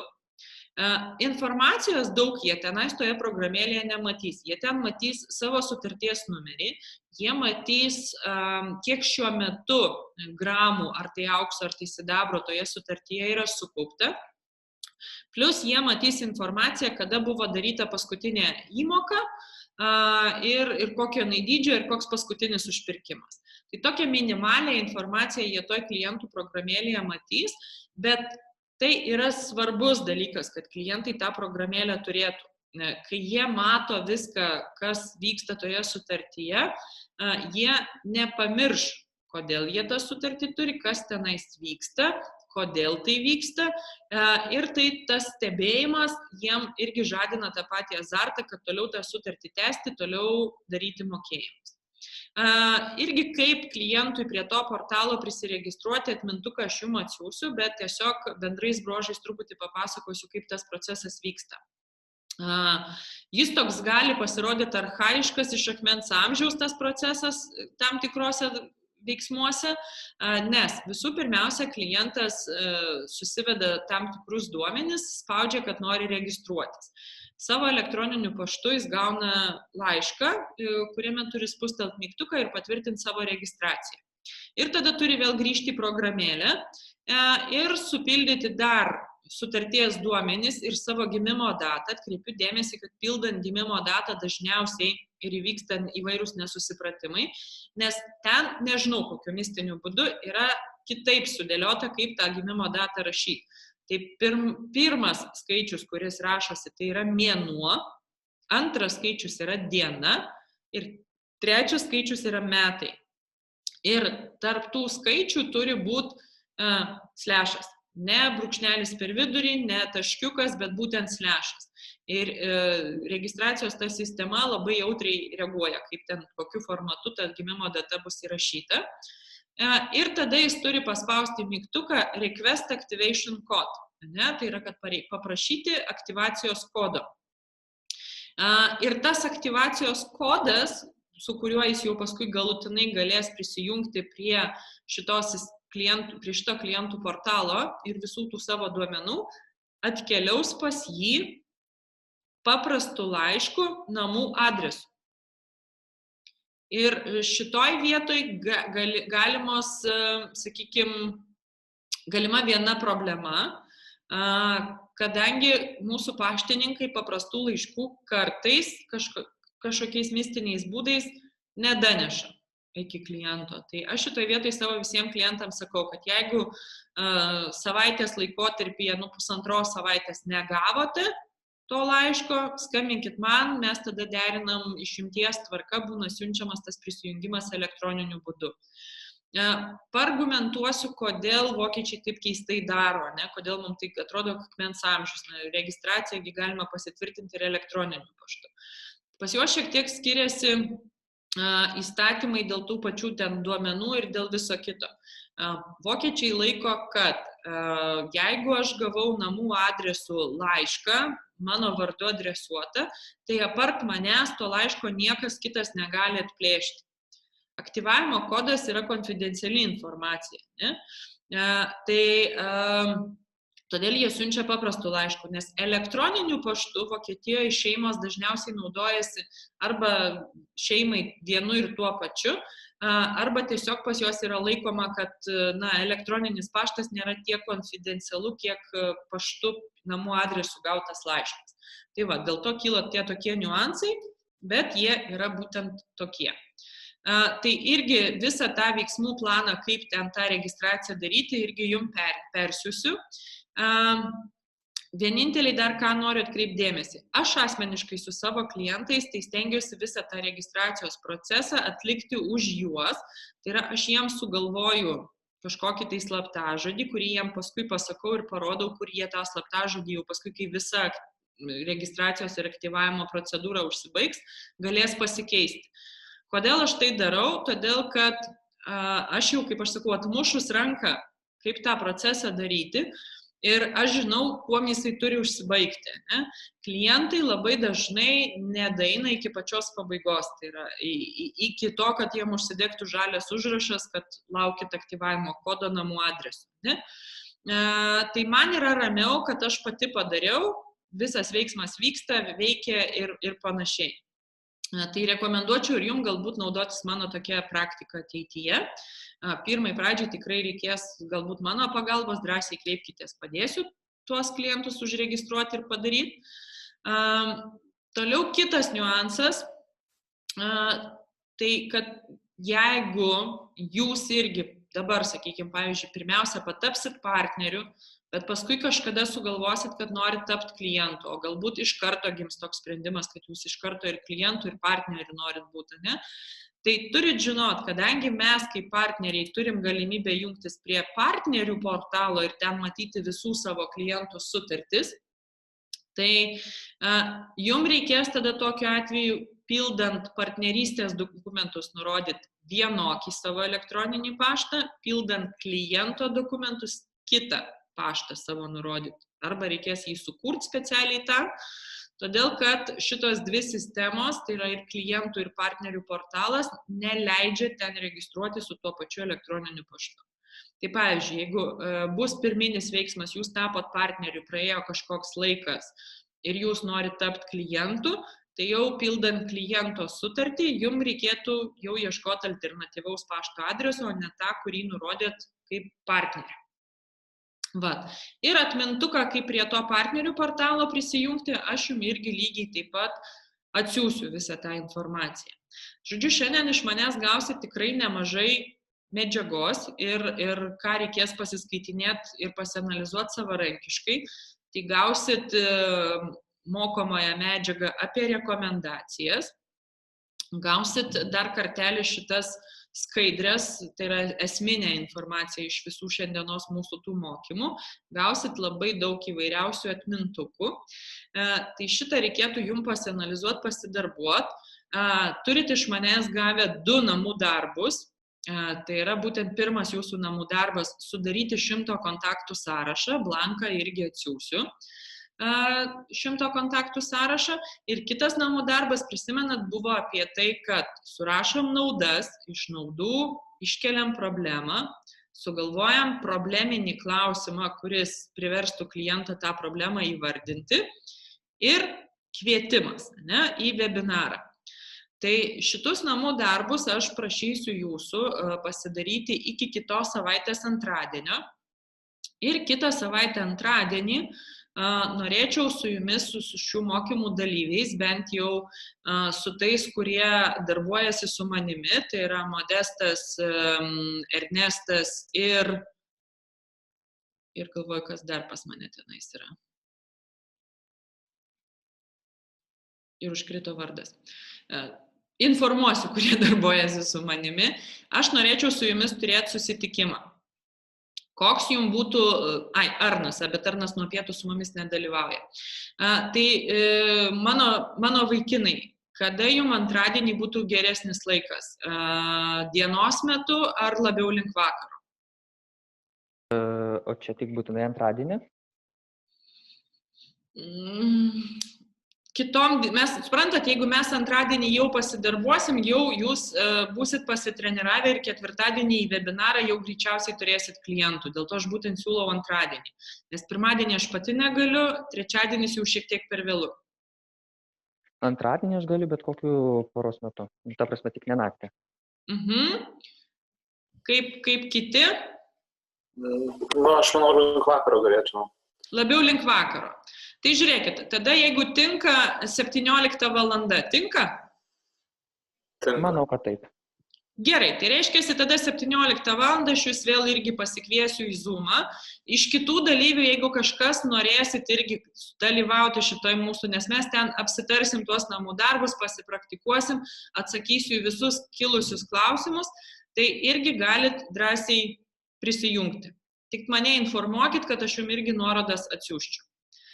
Tai šiandien iš mano mokymų būtų tiek, tai ačiū už jūsų dėmesį, noriu kiekvienam iš jūsų palinkėti sėkmingo mokymosi ir sėkmingų pardavimų. Ir jeigu dar kažkam yra klausimų, tai esu pasiruošusi juos dabar atsakyti. Ačiū, klausimų nekyla, viskas aiškiai išaiškinta. Super, gerai, Modestai, tai tada tiesiog vykdom namų darbus ir susikontaktuosim antradienį. Kaip kitiem, ar yra klausimų? Galite dar kartą priminti, ką reikėtų pasidaryti? Taip, tai aš jums atsiųsiu 100 kontaktų sąrašą, tai jums reikėtų to 100 kontaktų sąrašą pasidaryti. Ir iš skaidrių, kur mes ten keliavom, nauda, problema, klausimas, kvietimas. Tai va ties šitą dalimi padirbėti. Gerai. Gerai? Vat, ir tada su jumis, Ernestai ir Modestai, susitiksim antradienį. Manau, kad tada prie mūsų prisijungs Arnas irgi ir tada mes su jumis kokią valandą, pusantros pasidarbuosim dar. Pasitreniruosim. Tai jeigu daugiau klausimų nėra, tai labai noriu visiems padėkoti už tai, kad dalyvavot, kad klausėt, mokėtės ir iki sekančių mūsų susitikimų. Ačiū Jums labai. Ačiū už seminarą. Prašom. Ačiū.